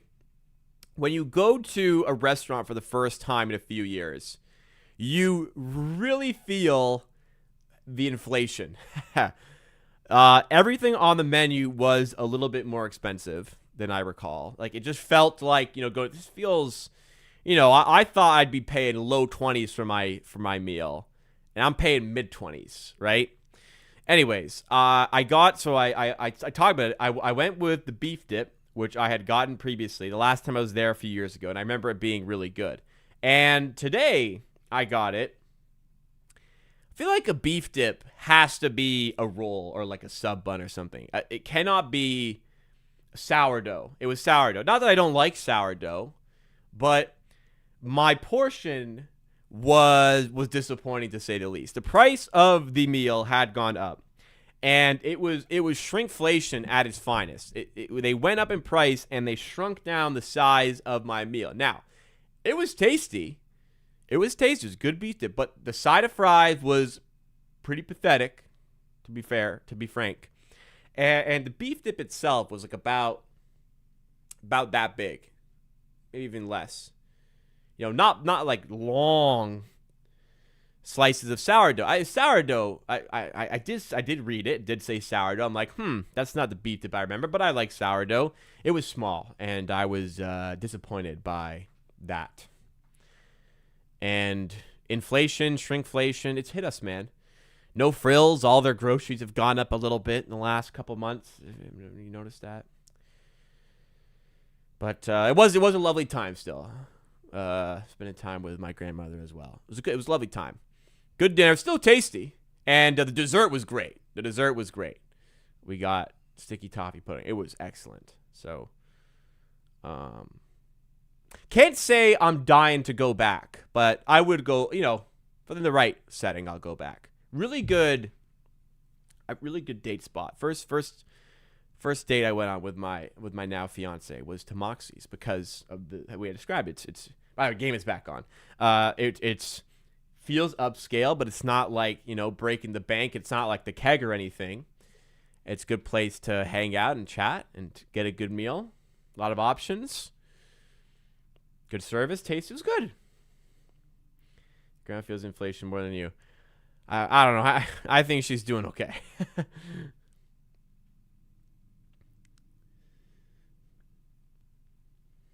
Anyways, we're back in. Barnes to the line. Let's get things going here.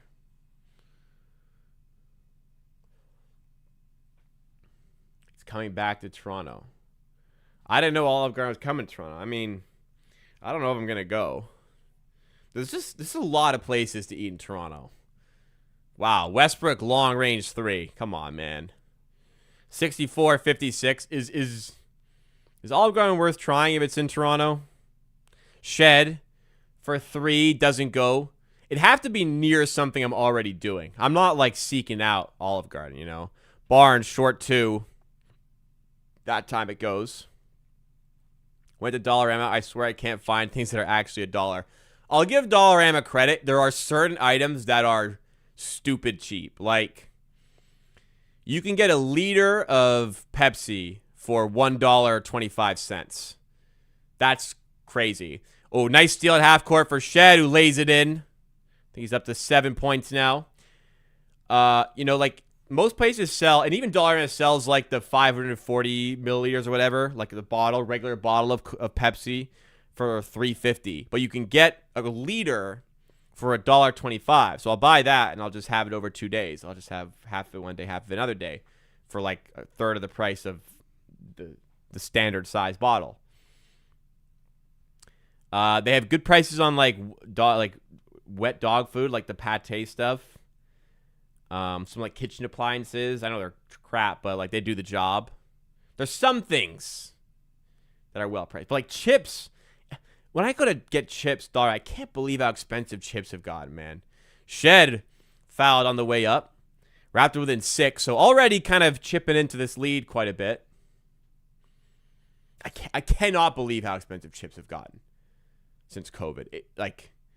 Gone are the days of like, you know, store brand bags at like Walmart for like $1 or $1.50. Like, truly incredible how much chips have gone up.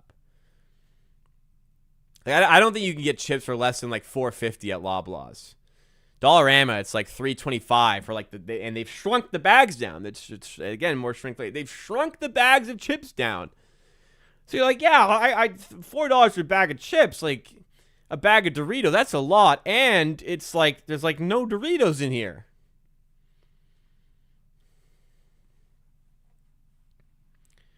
So did your salary. Well, I guess it doesn't feel like they've gone up at the same percentage, for sure. Yeah, there's no Costco in Toronto. That's what we need. I have a Costco card, but I can only get it delivered because of how far it is. And the delivery prices, like, you got to pay a bunch for delivery, and then you got to tip the driver that's delivering it. It's just not worth it.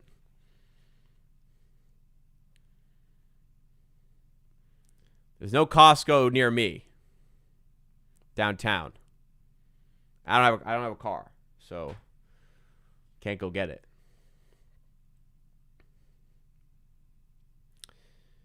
Four-point game here, 68-64 as we dial back in. Yeah, shit's expensive. Thankfully, I have a friend who works for a company that makes chips. And we have a party coming up. God, just fucking Precious Achua making a three. Get out of here. And she hooked it up for the party on Saturday. She brought a legion. Oh boy, Jamal Shed is shaking up a little bit here. He's walking under his own power. He's on the bench, taking off his shoe. So it looks like it might be an ankle issue here.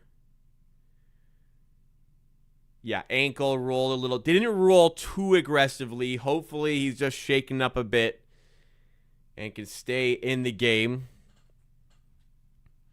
What he'll want to do is keep that shoe on. Hopefully adrenaline can keep him in the rest of the game. That will be, I think, a sore one tomorrow. That's one of those that you might be able to stay in today and it might keep you out on Friday. We'll see. But anyways, not quite out of the game. Still work to do, though.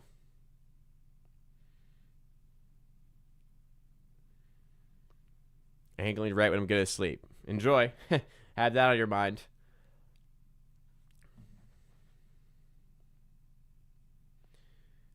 Cox downtown is very Queens. Yeah, it's just not doable for me at all. Unfortunately. Even some meat at Costco's gotten bloody expensive. I wonder, sometimes the meat at Costco is more expensive than freaking No Frills. Other stuff, no question, Costco's cheaper, but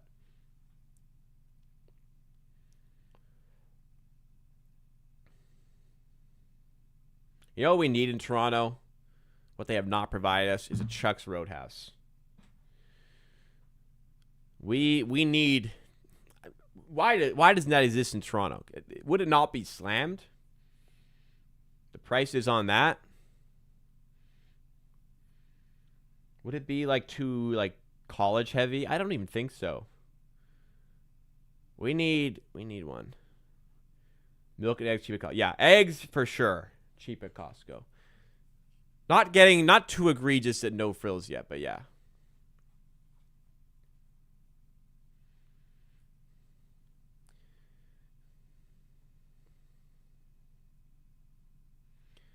At Chuck's every week. Man, half price apps after 9. The food is banging for the price. The food's banging at full price, let alone half price after 9 apps, which include wings. You get a nice order of wings, rings, and fingers. Chicken wings, chicken fingers, and onion rings. $4 cocktails. It's wondrous place.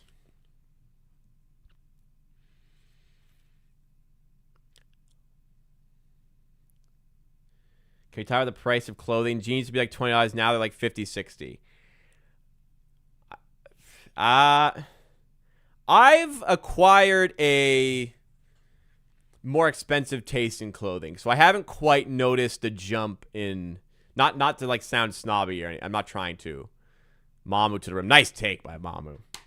I'm not trying to sound snobby, but the places I shopped when I was in high school and university, I don't shop there anymore, so I haven't really seen the incremental increase in prices there. I think the best way to attack clothing prices is shop vintage. You can find some really quality pieces cheaper. Jeans,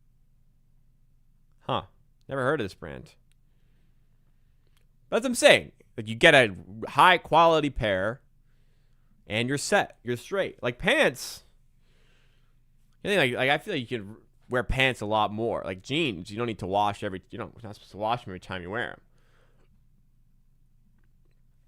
You get a quality pair you can wear a bunch of times a week.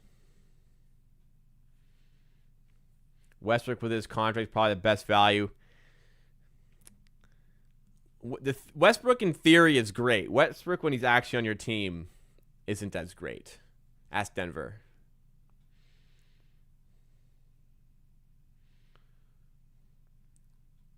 You can wash them and they won't lose their former color. Yeah, I kind of like the... I mean, that's great. Obviously, fantastic to be able to achieve that. I kind of like, breaking the jeans in, getting the natural fading. I kind of like that. But with pants, like I told you guys, I'm glad pants have taken the baggy route fashion-wise, because I feel like we're getting looser and looser on pants over the years, which is great for me. I have humongous fucking tree trunk legs. So like 10 years ago, buying pants was just bloody impossible. I had to buy like way too big and get them tailored. Now I can just buy baggy pants and I'm comfy. Energy was back in the Y2K era. Not my era, unfortunately. Denny is probably the best value. The way he's playing this season, sensational. Challenge successful. Mobo credited with the block there, with room to spare. A couple inches maybe. So Mobo with the nice block on Westbrook, keeping the game tied at 75. Denny Avdia is favorite for MIP right now as well. Tyra's funny. Yeah, like 2010 to 15, it was all like super skinny jeans, and those are not fitting on me.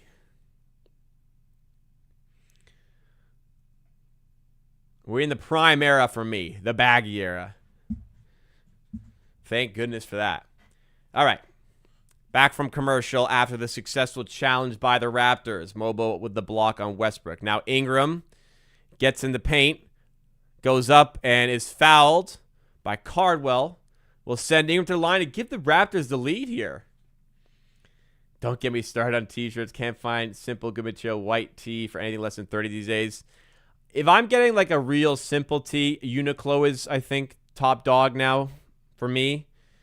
But I have started to branch out. Like, I'll pay for like a quality, like reigning champ t-shirt on sale. I think that's a good Canadian brand to get from.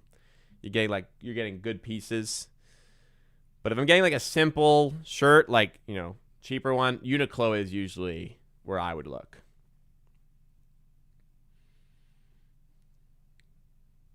City Lab up there. Did you guys ever have City Lab? I don't know what that is. I've only lived in Toronto for like 2.5 years, so I'm not a born and bred Torontonian. I've been in the GTA my whole life, but never, not always downtown, but I've never heard of that place.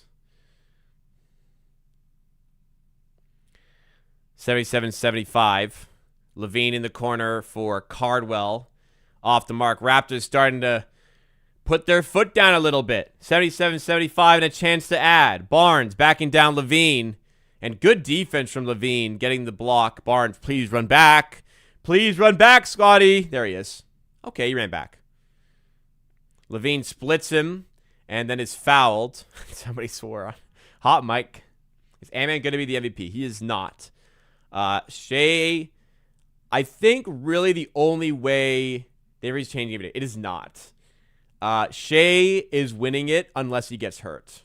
It is not changing every day. Shea is the big favorite and has been for a little bit of time now. The markets that are flipping, Sixth Man of the Year is changing a lot. MIP is kind of moving around. DPOI has been pretty consistent with Chet, but like the chasing pack have been really bouncing around. Like Rudy Gobert is up there now. Wemby's coming back up because they're really trying to get him the 65 games played. He can only miss 3 more games rest of the season. But MVP is pretty...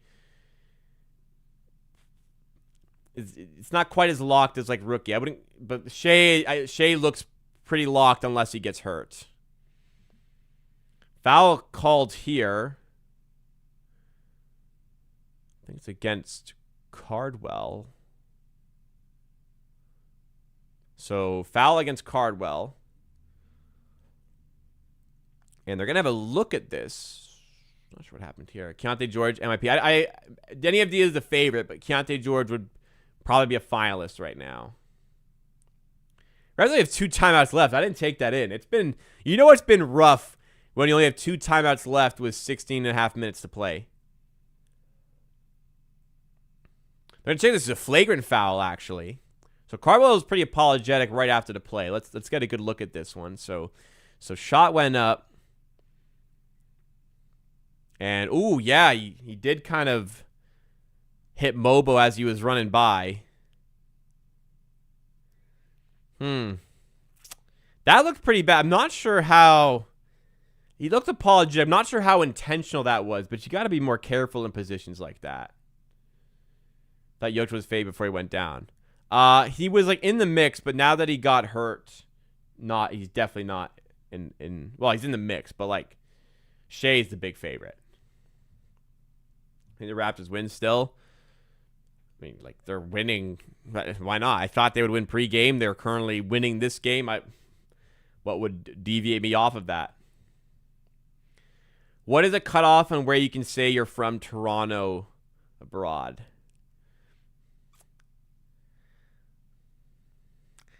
I mean, if I'm abroad and I'm from Burlington, am I going to tell someone Toronto? I probably am. Well, I'm not like gatekeeping Toronto. I've lived in Toronto 2.5 years. It's not like I'm going to gatekeep Toronto, but like, I think Hamilton's too far. I think if you live in Burlington, you can still say, yeah, Toronto. I think Hamilton is probably my cutoff west.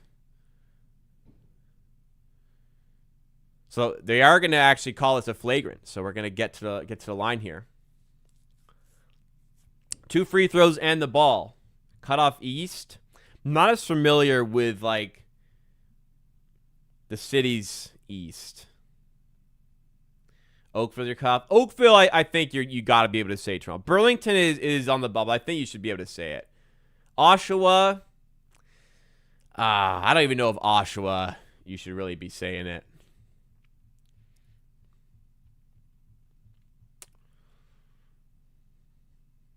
Oshawa, I think, is borderline. Ajax might be Ajax. Even then, I'm kind of like,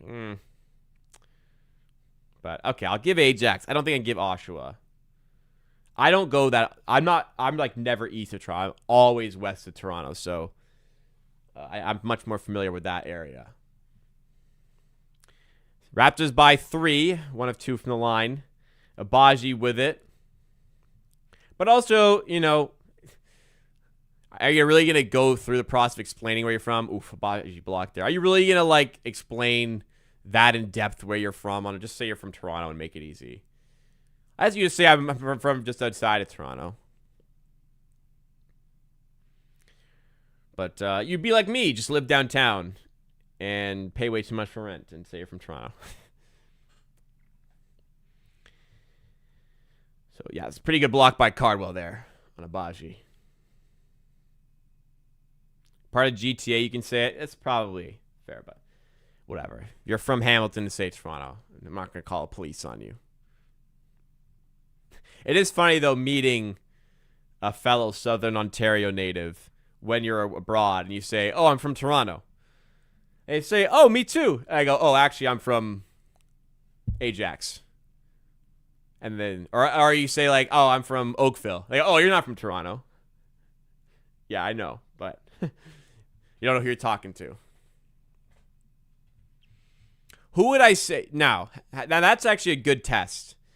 If somebody abroad tells me they're from Toronto, as Ingram drills the 3, somebody tells me they're from Toronto, and I say, oh, I'm from Toronto too. Then they correct themselves, go, no, I'm from this city. If my follow-up joke is, oh, you're not from Toronto then you can't claim. So how Definitely Oakville, Burlington, I'd be like, you're not from Toronto. I even Mississauga, we're pushing it. Mississauga, I might allow it. But that's still like pretty pushing it for that kind of thing. On the east side, pretty much like just Scarborough, really. Like, we're not giving you Ajax. You ain't from Toronto. Shed for 3. Woo! Knocks it down. Back-to-back threes to the Raptors. Look at this, guys. Down by 9 to start the half. Up by 7 here. 3:44 to go in the third.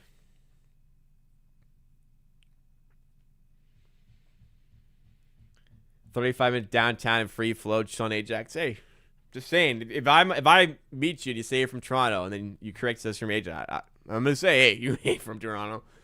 Brampton is a foreign country. I used to work a lot in Brampton because I was construction, and a lot of the jobs we did were in Brampton. Wow, did I not like Brampton traffic and rush hour? My goodness. Not that it was good anywhere, but Brampton, bro. The traffic there. Awful. If you're in Brampton, you better not be fucking telling somebody from Toronto you're from Brampton.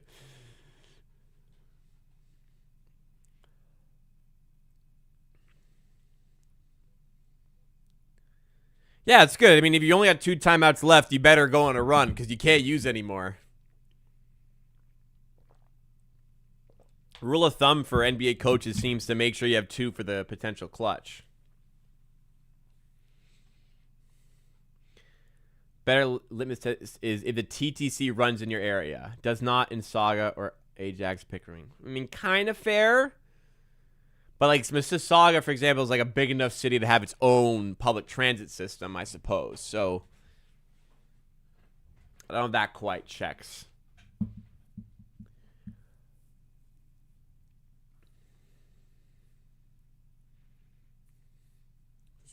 You know.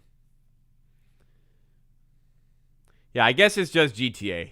GTA, sure. Yeah. Hey, I'm not the police, man. Just tell people you're from Toronto if you want.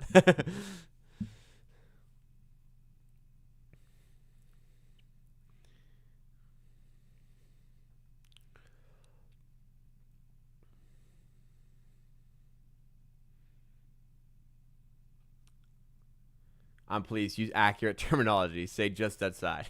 Sure. DeRozan, that's a foul. 84-77, and it looks like the Kings will get some back at the line here. I missed a door shot today, yeah, unfortunately. Just rimmed out. Caught the front rim, back rim, and out. He's in Brampton. I swear there was an accident every day in the region where I lived. Yeah, isn't it like the worst?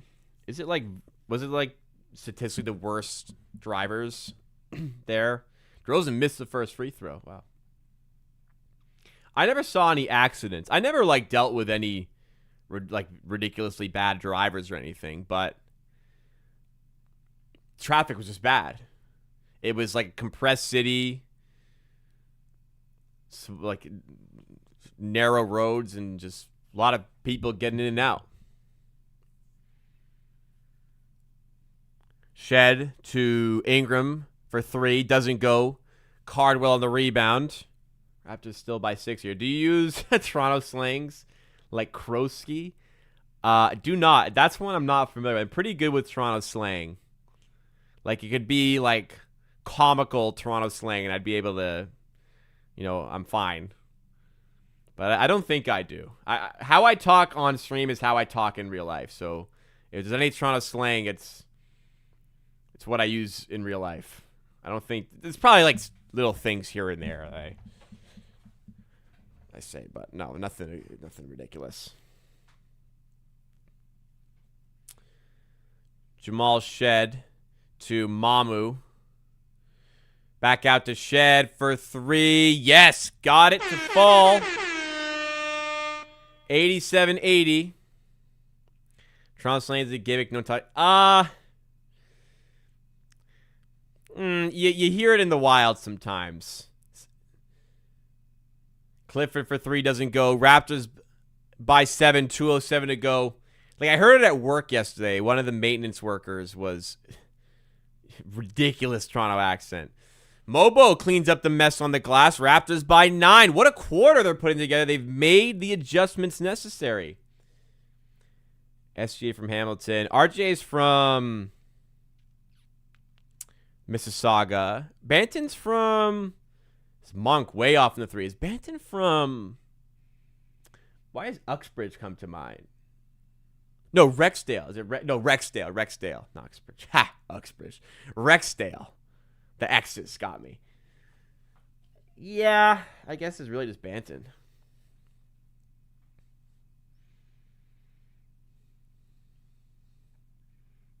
Rexdale's finest.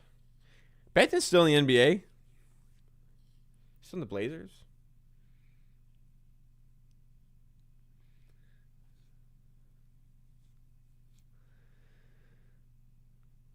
Monk. Driving out to Achua. Pass. Stolen by Barnes. He traveled.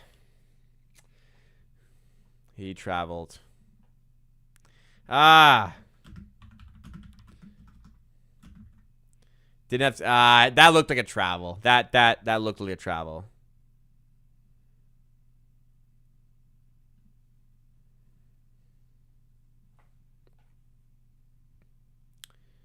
I think Edie's from Scar. I thought Edie was like from Vancouver.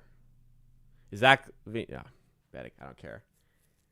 When did the score flip? The quarter. We've been chipping away slowly. DeRozan to the rim. And 1. Let's close it out here. 1:19 to go. Micah Vils, please explain. Tutu's my word. Asking from Australia. I don't know if I have like an exact translation. It kind of like more of like a feel when I hear it. But it's more. I think it's like a vote of assurance in something you're saying. Like equivalent of saying for real. I believe.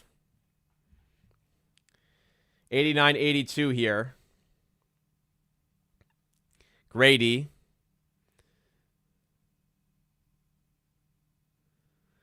Barnes, and he's fouled on his way up.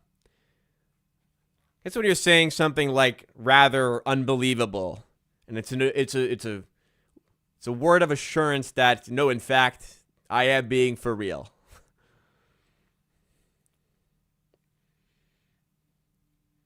I promise. Sure, it could be I promise you. Yeah. That is, I have never used that terminology in my life, unironically. Never, ever in my life. That's not one that has slipped into my daily diction. When do you go to Raptors game? I don't know. To be honest, I don't plan on buying tickets. But... something a friend could ask if I want to go. I could get maybe gifted tickets at some point. Probably not. I don't think I'll go to a game this year, to be honest. It's expensive. Tickets are expensive. It's expensive, like, time out. I like streaming and watching the games at home, and I'm fine with that.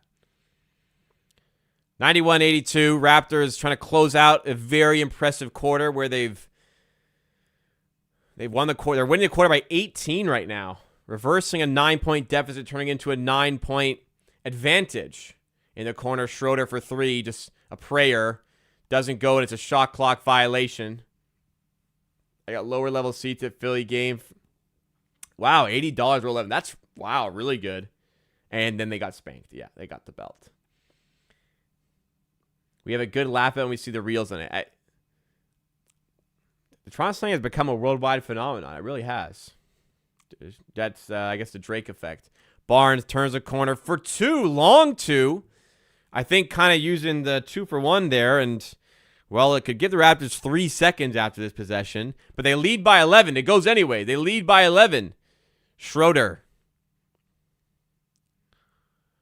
Out to Monk. Driving past Grady. Good help by Mobo. That was really good. Forcing up the bad pass. Barnes steals it. In transition, Grady Dick lays it in.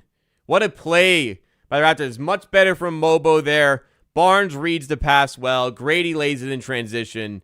Up by 13. Can we finish here? Schroeder right before the buzzer does not go. What a third quarter by the Raptors.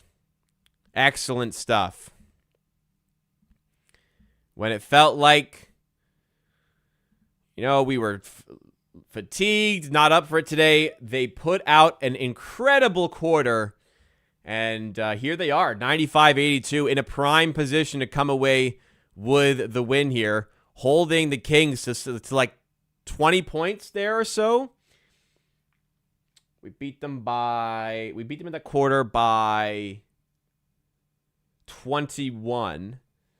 And I think, just scored 43 points in that quarter. So they had 21 less. So they had 22 points a quarter, I think. 43-22, I think, in that. No. I think 43-21 in that quarter. Wow. Really good third quarter. I mean, I talked about it at half, adjustments that they've made in the third quarters this season.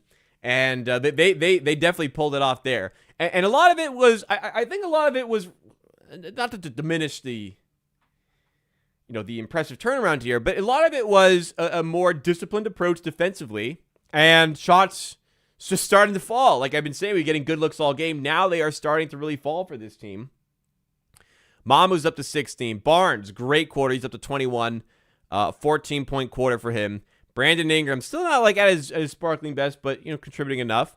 Jamal Shed, much better here. He's now up to 15 points. I think a 10-point quarter for him. And quickly he's chipping in. That with Grady Dick. Okay game off the bench. Good minutes from Abaji for plus-minus. Nobody at the bench really losing it for us here. Mobo shooting less, which is good. And we brought their shooting percentages down a tiny bit. We brought ours up quite a lot. And we doubled them up in the quarter. What an effort. Turnovers, big thing there. I didn't realize how bad it got. I don't know if we committed a turnover there, but they committed at least 6 in that quarter. So defense dialed in more, creating better looks in offense. Shots are starting to fall. Raptors in control, but still a lot of work to do here. Anthony Davis, dream is dead. They're going to get Daron Sharp. Who? Raptors get Daron Sharp. I'll be very pleased. Very, very pleased. If the Raptors win this game, they win their second game of this West Coast road trip. As far as I'm concerned, they're playing with house money the rest of the trip. You offered me, I wouldn't have accepted a 2. I wouldn't have you offered me a 2-3 road trip. I wouldn't have said yes, please, or anything. But 2-3 is okay for a road trip. Next game, if you want to go 3-2, you got to win the next game, because I don't think you're beating OKC on the last leg of your West Coast expedition. How are we up by 13? Shots starting to fall. Better discipline on defense, turning defense into offense. It's a really good third. We can beat OKC. I think, so that OKC game interferes with conference championship week in the NFL. I'm watching those football games, unfortunately, guys. I won't be here for the OKC game. Just letting you know in advance, I'm watching football that day. Quickly driving. Got Monk to bite and is going to head to the free throw line.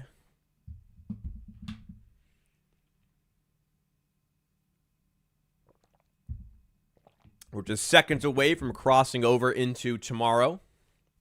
Got set some alarms. I got to be up in 7 hours. I got to do a bunch of work that I missed today because I was out getting pictures of my knee essentially taken at MRI.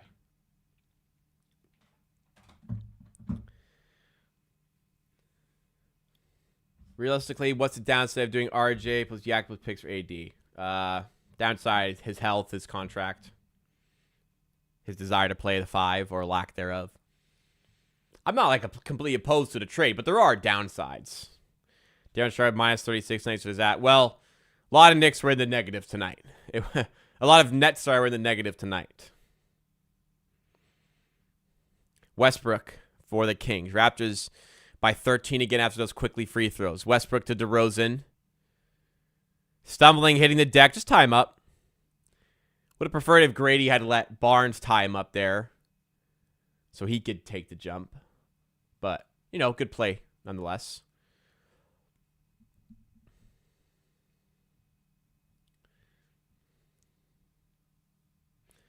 My favorite Anthony Davis nickname is still Anthony Day to Davis. I think that just works so well. DeRozan wins the jump over Grady, then fires away the three. Doesn't go. Rebound, Mobo. Solid second half minutes from him. Outlets to Quickly. Quickly. Coming off a Barnes screen. Down low, Scotty B. Off the glass, doesn't go. His rebound also doesn't go. He will want that one back.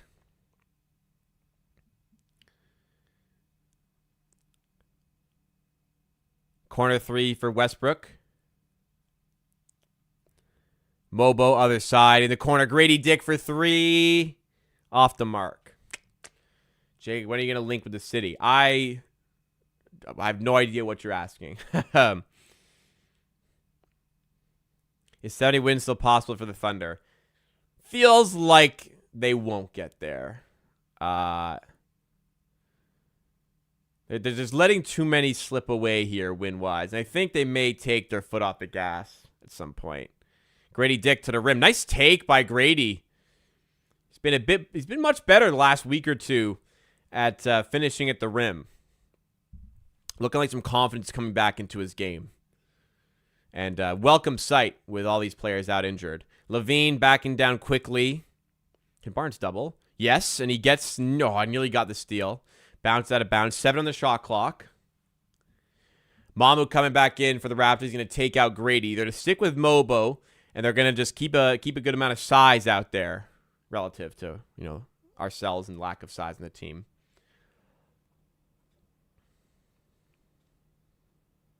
Over to 6'5". Oh, over 6'5.5".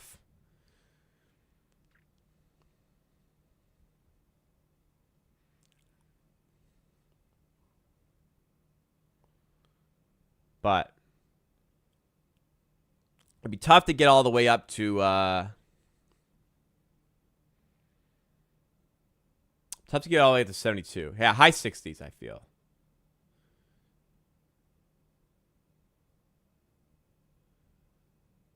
Or get to 70. I think high 60s. 67 or 68. What did I have last year? I think they had like 68.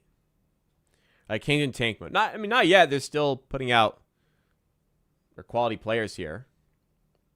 We still need to trade, which thought. Yeah. Definitely try to, we're the worst three-point shooting team in the league. It'd be great if we weren't. So maybe look to bring in some spacing, which is hard to do. Definitely need a backup big with size. That, is a mandatory, I think. Hard to do as well. And I don't mind keeping ourselves in, some, big fish conversations for sure.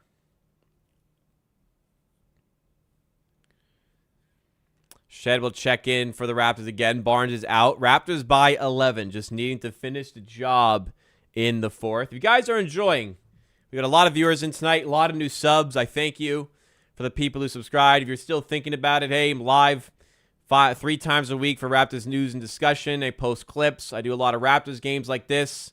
Get subscribed to the channel. If you're just watching along right now, hit that like button, at the least. Baji misses the dunk on the fast break. That's got to be 2 points, man. Quickly driving. And tough layup through traffic doesn't go. Kings the other way with Monk. And he gets it in off the glass. 9-point game. Just, again, never mind. Hit that like button. Support the content. Help drive us up in the YouTube algorithm. Makes a big difference to the channel. Just takes you a second. Jamal Shed slowing it down. Far from home free here. 9 minutes, 9-point game. Mamu off the glass, and Mamu's great game continues here.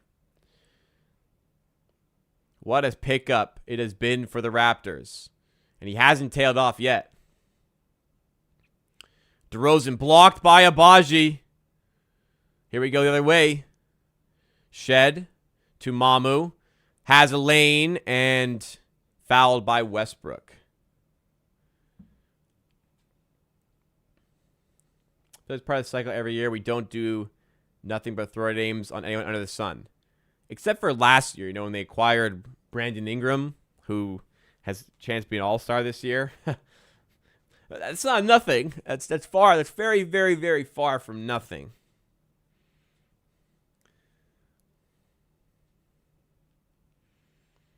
And then a couple years before that, they traded for RJ and Quickly. And the year before that, they traded for Pirtle. They very consistently get shit done on deadline day. Or like around the deadline.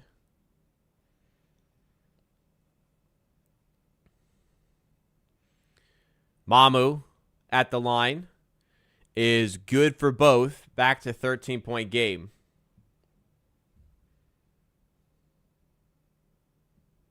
I think Brandon Ingram would have to like scrape in for the All-Star team. I'm not like expecting. I'm hoping as an All-Star appearance. Barnes, I'm firmly expecting. Quickly going coast to coast and finishing. Raptors by 15. Is that their largest lead? Just got back. How's Quickly this one? Better second half. He's contributing. He's a consistent contributor tonight. 15 points, efficient. Not necessarily with his threes, but he's stopped taking him. He's getting to the rim, and he's contributing to success. For back a big one with Nick Richards. I think Nick Richards stinks. So I'd avoid him. Like, you need rebounding and defense. As much as you need size, you also need rebounding and defense, and he doesn't provide that. I think, like, Ingram's stats relative to the Pelicans. Here, it is a much more, we'll call it, a socialist offense, right? A lot of guys getting touches. He's really bought into the system here. So, and he's on a winning team. This is the 4 seed right now. I think and Ingram's now playing in the East as well, which makes it easier to get into the All-Star game. Bro, imagine you're a Kings fan, go from like 50 wins with Fox bonus to being irrelevant. And yeah, the fall off here, unbelievably bad management. I mean, I think it all started with. I mean, I know they were really good after the trade, but like trading Tyrese Haliburton, like you just don't do that, man. You just don't do that. Then they traded De'Aaron Fox, didn't optimize his value. They've made some horrific decisions since then. Like the DeRozan pickup was bad. It's a lot of bad business, man. It doesn't get PT on the Suns. I thought the Suns would be absolutely horrendous this season. They are like one of the best defenses in the league. They're getting like enough output on offense. Like a lot of guys, like what a story the Suns have been, man. Guys, I'll say this once. Number 1, I really don't care about your bets. Number 2, just Google Raptors Kings box score if you care so much and want to see how many points a guy has. Don't come in the chat and ask me. I'm not going to just surf box scores all game. It's so easy to look at the box score for yourself.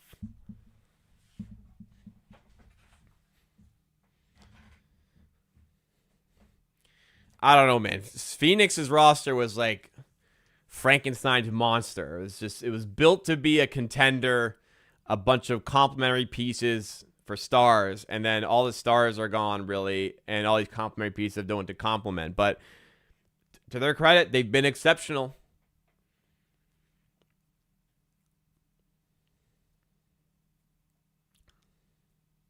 I mean, obviously Beal was awful, but still. I'm very surprised. Their win projection was 36.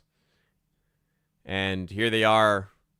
They're like 25 and 18 or something similar. Grady with a steal. Then behind the back, around Monk to the rim. Wow, what a play by Grady Dick. Did you think he had that in him?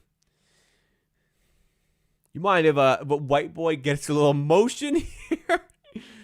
Grady Dick. What a play. 107-90. Westbrook corner 3. Off the mark. Rebound to Mamu. Raptors not slowing down. Quickly to Ingram. The layup. It's a 19-point game. What a second half by the Raptors. Yeah, Houston, I mean, it's tough to get by with no point guard. Like, Fred VanVleet was so important to the team, they lost him. I think they have a similar record to us. They've been good this season, but As good as Thompson is, he's not a point guard. Like one that can run the team like that. There's fit issues. Mamu off the feed by Shed. The Sacramento Kings are crumbling here, and the Raptors are taking full advantage. Then here went about Isaiah Stewart. That's an interesting name, actually. He doesn't fix the size problem, though. He's an undersized big. Sometimes, like, you just need to have size to compete with a Zubats, an Ayton, a Jokic, an Embiid. Like, sometimes you need the size there.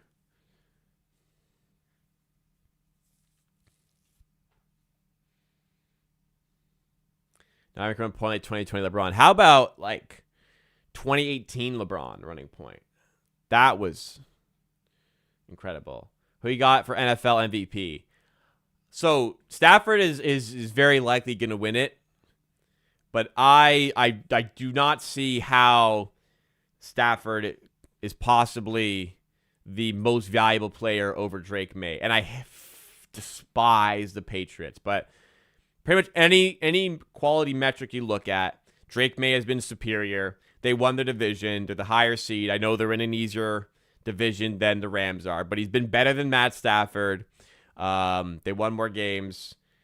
It's just, I think a lot of people look at it like Drake May's in his second season. I think for a lot of players, in order to win an MVP, you have to like, you can't just come out of nowhere and win MVP. Like, you need to prove you are an MVP caliber player for most people to go, okay, now we can think about giving you the award next season.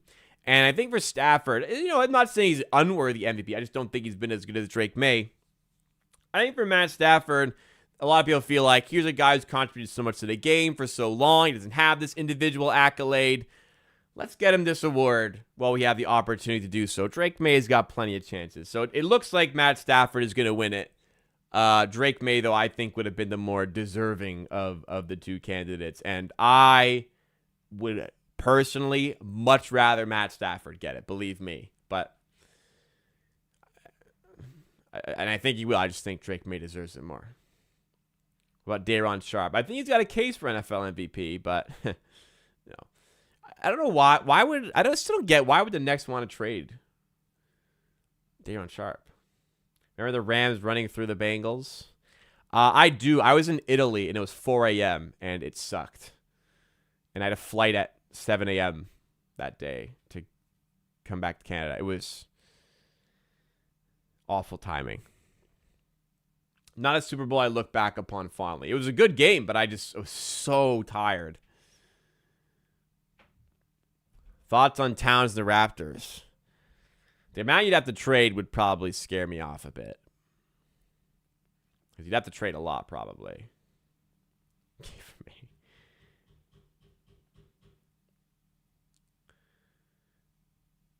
All right, 111.94. I feel like every time...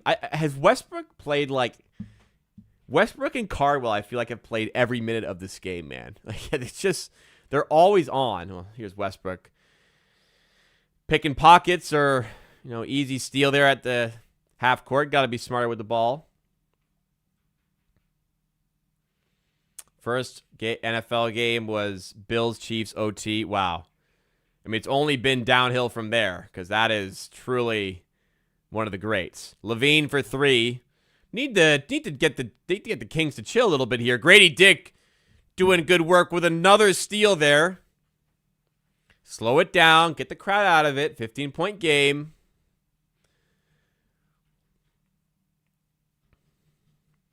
Gonna watch any Olympics are coming? Oh, yeah. It's going to be constantly on.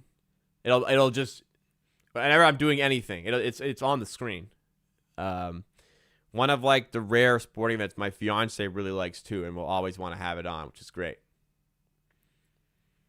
So, not that, like, she has a problem with me watching other stuff, but she'll be, like, into it more than this other stuff I watch. Schroeder for three.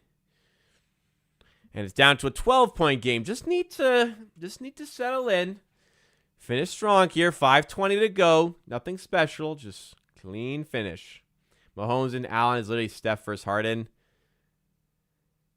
Really is. Yeah. It's good comparison. Ingram under the rim. Come on, get us out of this. Layup. Okay, got the bounce. 13-point game.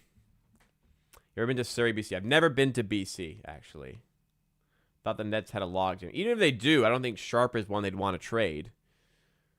I know they've got Wolf coming through, but Sharp is a quality contributing big, and he's young. He's not one you'd really want to trade. Never been to BC. I've not. I'd like to go someday. I just never been. One day I will, but I haven't been. Levine to Schroeder. Back to Levine in the corner now for Clifford. Backing down Shed. Shed tries to draw a charge. No call. Schroeder off the glass and in for the and one. Chance to make it an 11-point game. Charles Bassey. I don't know how much that changes, but it is worse. Like Nick Richards. Which big do I think we're likely to get? I mean, I'm scared. My answer, unfortunately, is Nick Richards, though I'm not really interested. Not really interested in him. I don't know. Raptors always come up with something.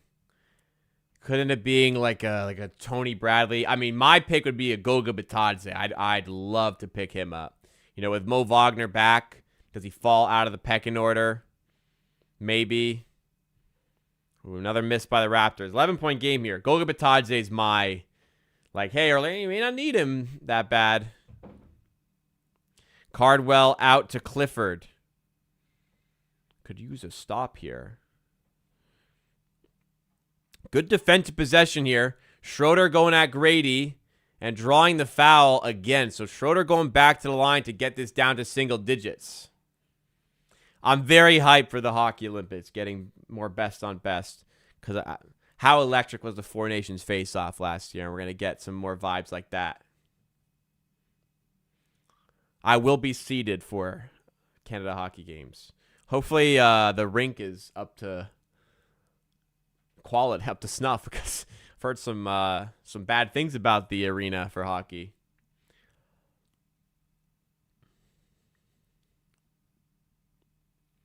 Schroeder misses the first free throw.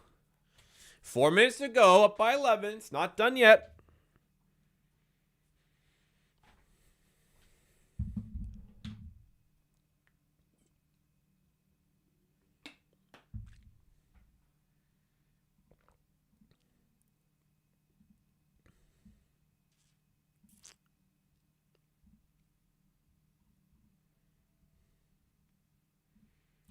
Both second free throw drops for Schroeder. 4 minutes to go. Barnes to Shed. Vooch from the ball. No, thank you, Nikola Vucevic. Not interested. Shed, long two. Rims out. Barnes gets the miss, puts it up, and bounces out again. Unlucky. Wow. How did that not fall? Levine to the rim. 8-point game. And good time to call a timeout for the Raptors. 8-point game now. Work to do. We've been in position quite a lot lately.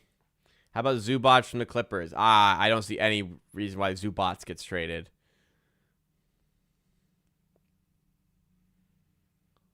Vooch is proven. Proven what? That he's, like, not that great? I'm not paying Vooch. Not a chance. Also, it'd be a lot to get him. Not a chance. I want Vooch.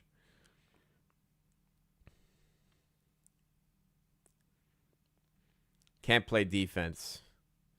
To be fair, last season he hasn't been bad, but no, I don't think Vooch is the type of player I'm looking for right now. Anyways, 8-point game. Timeout called. Raptors had a pretty couple unlucky possessions. Not unlucky possession there. Shed's mid-range jumper rimmed out, and then Barnes putback rimmed out as well. And here we are, 8-point game, 4 minutes to go. Sure, it's a backup big. I don't want to pay Vooch to be a backup big. That's a lot of money for a backup big when Like, that position should only require you to spend, like $10 million max. Like, you don't need to light the world on fire with this back. We just need a 7-footer we can throw into certain matchups. Nurkic. I mean, as a backup, we could do worse, but he's not a good defender.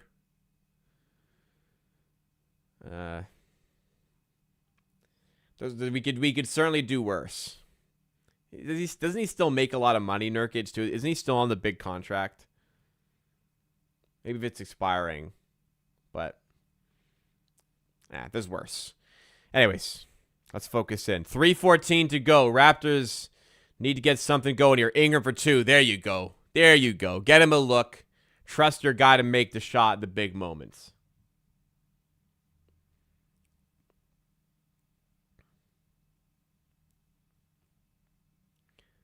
Layup doesn't go for Schroeder. And then Raptors in transition. Come on, 2 points here. Quickly, it was just, okay, slow it down. Okay. Shed. Underneath, blocked by Cardwell. Dude, you're down by 10 with 2:45 to go. Pulling up this stupid shit again. This guy's got like the worst emo package. What is this? You're down 10 with 3 minutes, less than 3 to go, dude. And then we turn it over. Awesome. Then they turn it over. Even better. Ingram slowing it down again. Making use of the shot clock here. 24 seconds to go.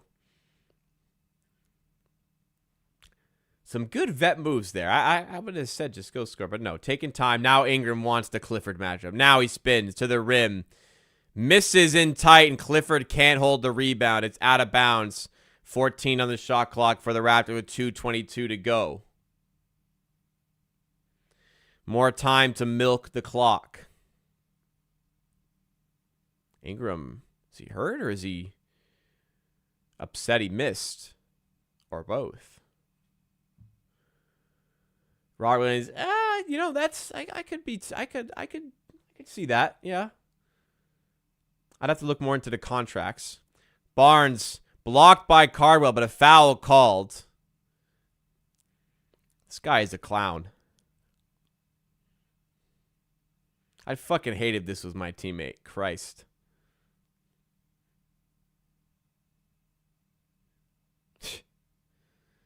I mean, scoreboard check, dude. Come on.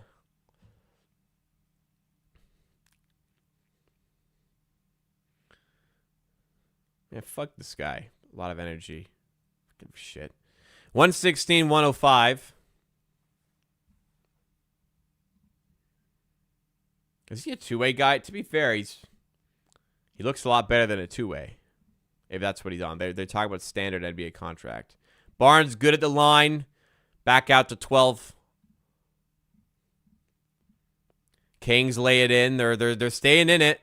They're staying in it. 117-107. 2 to go. Close to icing it. Jalen Smith. Not really piquing my interest. But there's worse. Raptors using the whole shot clock. Barnes has to put up the 3. Doesn't go. Rebound to the Kings with Clifford to Schroeder. And he lays it in. 1:33 to go. 8-point game. It is not done yet. Raptors got to use up some clock here. Up by 8. They want to get it to Ingram here. There you go. Let him go to work. Maybe send a screen up. Give him some space. Yep. Nice action. Barnes lob to Abaji, throwing it down, and that might be that. Really great play there from the Raptors when they needed it. Levine. No need to foul. And that is not. Didn't look like a foul. You have a chance to challenge you. I'd challenge this. Pretty much game over if you win this challenge. No damage if you don't.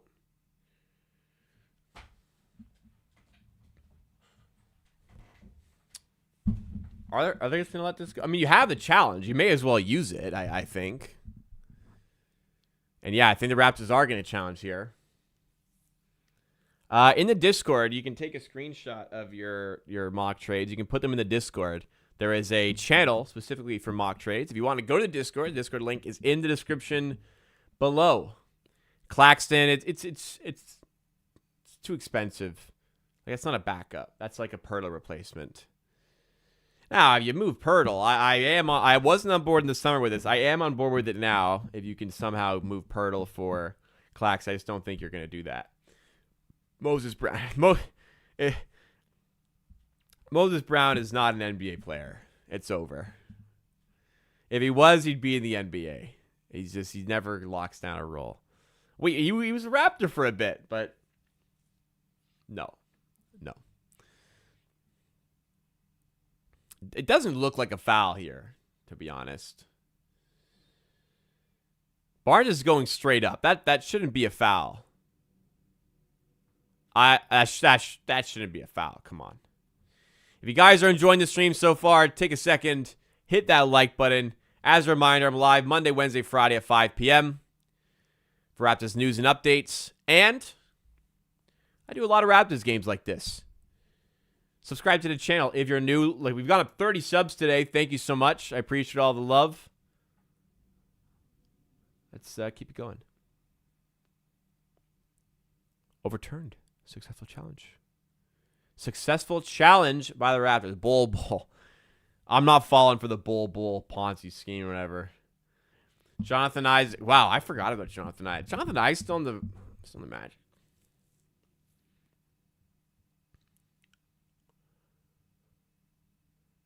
So Raptors win the challenge, get the ball back.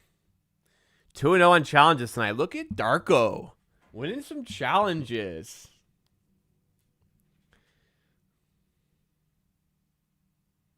Bulbul's the classic I can fix him player.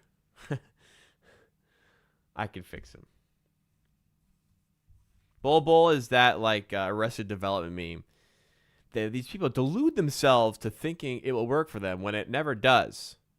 But maybe it might work for us. I'm butchering the quote, but something like that. Maybe it'll work for us. No. Bulbul. No.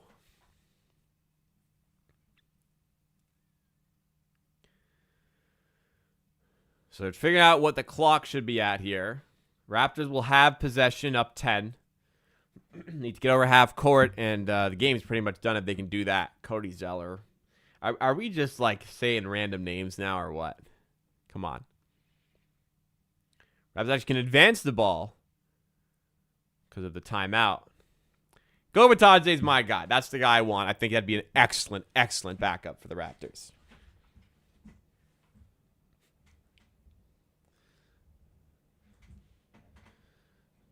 All right, Barnes in for Jamal Shed.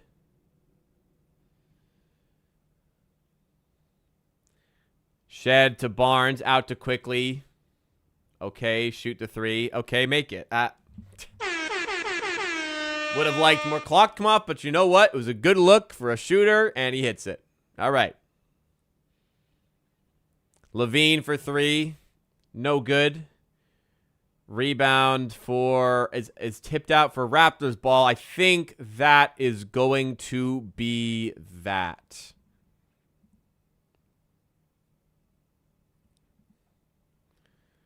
Raptors working some more clock here. I don't imagine the Kings are going to just dribble out their possession. So I think we still got to play here. I think Darko's saying don't bother, but Barnes gets fouled, so I think he's going to go to the line. Sure, Dennis. Doug Flutie. Now there's a guy. Now here's a guy. I think he's a little undersized for the position, to be honest. Sorry, side out of bounds. And I think we are now accepting that we are going to dribble this one out. The Raptors come away with another win on this West Coast road trip. Back-to-back wins. First half, zone defense, other issues.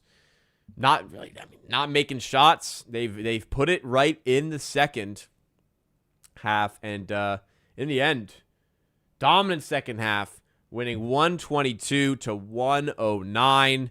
Lots of really good individual performances in the end. Mama with 22, Ingram with 23, Barnes with 23. Quickly, solid 18. Jamal Shed 15. Off the bench, Grady Dick with 11 into the double digits. Quality stuff all around. We took a poor first half, turned it into a great second half. And with the West Coast road trip as it stands, you know, I won't be upset to finish a West Coast road trip 2-3. But a chance to make it at least 3 wins on Friday against Portland. Feeling good. Feeling good. All right. It's 12:30. I'm very tired. I'm going to bed. Thank you so much for tuning in tonight. It's a late one. You still stuck it with me and hung out with me. I appreciate that a lot. Thank you so much to you guys. We have so many viewers here today. Do me a favor, guys. If you're enjoying the stream, you enjoyed what you saw today, hit that like button. Would mean a lot if you did. It does matter a lot for the YouTube algorithm. I'll be back on Friday at 5 p.m. to discuss the latest around the Raptors. And I'll be back at 9:45 p.m. for the next watch along against the Portland Trailblazers. Keep up to date with all the content we do here. Make sure you're subscribed to the channel. Help us on the road to 20,000 subs. You want to hit that. It's a new year, new goal. 20,000 subs by the end of 2025. Let's get it done. Hope you guys have a great rest of your week. Go to sleep. I'll see you guys on Friday.